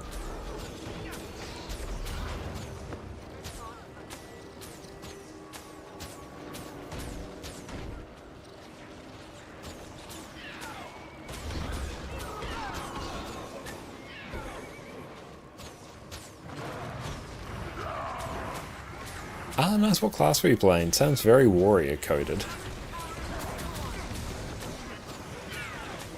It's like Mars kick you from a herald. Spectacular.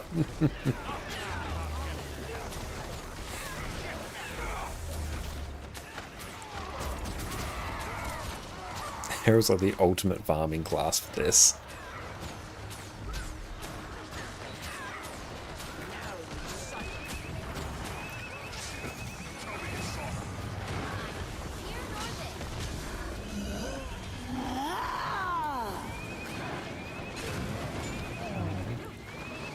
Okay, nice. The Rangers are brilliant. My Rangers was my very first class in Guild Wars 2 as well, all those many years ago.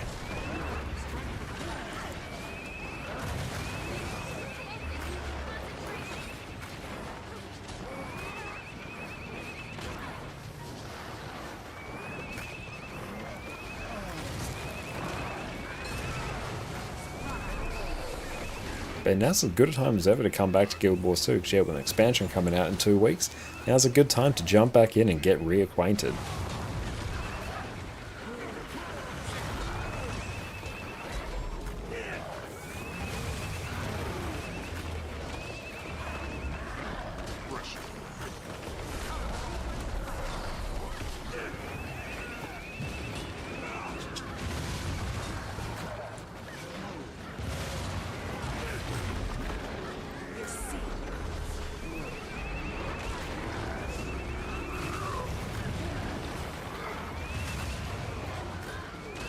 Oh, nice. Hope you enjoy your new PC. Yeah, it's not a labyrinth unless someone has the Dreamer.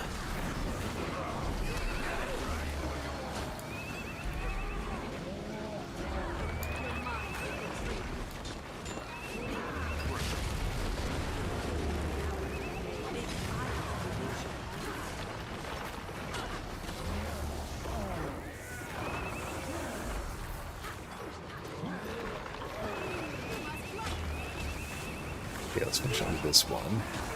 We'll see how we did in that little farming stint there.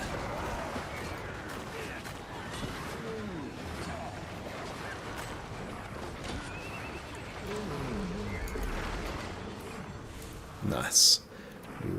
Dip.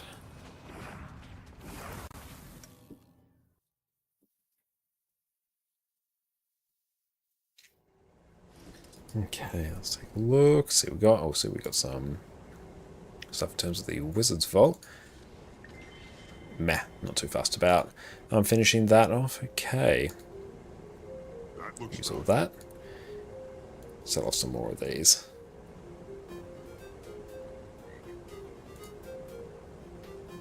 Nice, yeah, we got like 5.5 gold just from doing that, let alone how many spirit shards we got.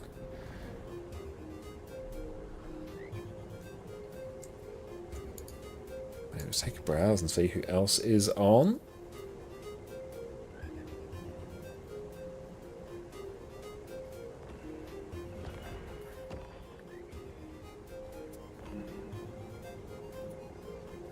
Yeah, Let's go and tee up a raid now. We're going to send everyone out to the wonderful Fireball Annie. So let's go and tee that up.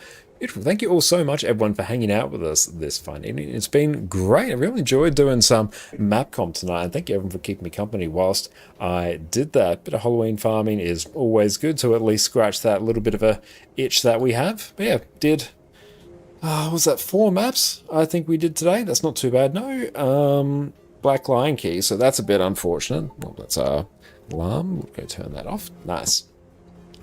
But yeah, looking forward to seeing everyone on Wednesday. We're going to shuffle on over to NA there. We're going to be doing our weekly raids, which is going to be a good time. But yeah, they'll probably do some more mapping, I think, after that. It'll be nice to see if we could finish off Core Tyria map comp before the expansion drops. I feel like that's kind of doable, especially if we're doing like 4 maps a night on our more free evenings, so that's pretty good. But yeah, you'll take care. Have fun with our great friend Fireball Annie. You'll have a wonderful rest of your day, and cheers! Welcome back, my Guild Wars 2 aficionados. Have you ever found yourself in a boss fight, happily mashing your buttons, drowning in all these flashy effects, and ever thought to yourself, golly gee willikers, I sure do wish someone could tell me how many damages I'm doing. Well, today you're in luck, because today I am going to walk you through how to set up Arc DPS so you can bask in the glory of all of these damages that you are doing. Welcome back, friends. Guild Wars 2 has an amazing combat system, but it can be really hard to tell if you're actually doing well, especially compared to those around you. This game just doesn't give you the tools to know exactly how well you are doing, but today I come with a solution. Arc DPS. Arc DPS is the damage meter created by Delta Connected and has been used by the Guild Wars 2 endgame community for years. It gives you all kinds of information that you can use to check your performance at the game. You have damage per second, break bar damage, boon uptime, healing, condition cleanses, you name it. In my view, this is the single greatest tool you have at your disposal to improve your gameplay and make all your endgame wishes come true. So first, let me show you how I use it. So here on my screen, you can see windows for everyone's damage, break bar damage, boon uptime, as well as some smaller windows showing my personal damage and healing, as well as my FPS and ping. Because as someone from Australia, if my ping ever dips below 200 milliseconds, I will know about it. So today I'm going to walk you through step by step how to go from this to this. A quick sidebar before we start. I hear some of you asking, will I be banned if I use Arc DPS? Short answer, no. ArenaNet has allowed the use of Arc DPS for years and has even worked with the creator to ensure that it is compliant with their own terms of service. ArenaNet do not officially support Arc DPS, however, so they will not be able to help you if you run into any issues with Arc DPS. So don't waste your time contacting support. Just don't use your newfound power and knowledge to bully other players. Your friends and family will disown you, and picking on other players can get you banned. Now, let's walk through the installation. All links will be in the description, so do not worry about it. Visit deltaconnected.com, head straight to the bottom of the page, click download, and download the latest d3d11.dll file. You'll then drag this file into the Guild Wars 2 directory in your program files. This is right next to the Guild Wars 2 launcher if you want to check. So for now, you're done. Launch Guild Wars 2, and once you're in the game, press Alt, Shift, and T to bring up the Arc DPS options. Here, you can click the checkboxes to enable different windows. The ones I prefer to use for PvE are area stats, which will default to showing your group's DPS. We can also customize it to show you other things like break bar damage, which we will touch on in a bit. You can bring up the area buffs table to show your group's buff uptime. We will be customizing this further in a little bit, so don't worry for now. Metrics is a personal preference, but I personally really like to see my FPS and ping at all times. You can easily skip this one if required though. Last up, we have self stats, which can be really useful seeing your own DPS and healing at a glance separate to your group.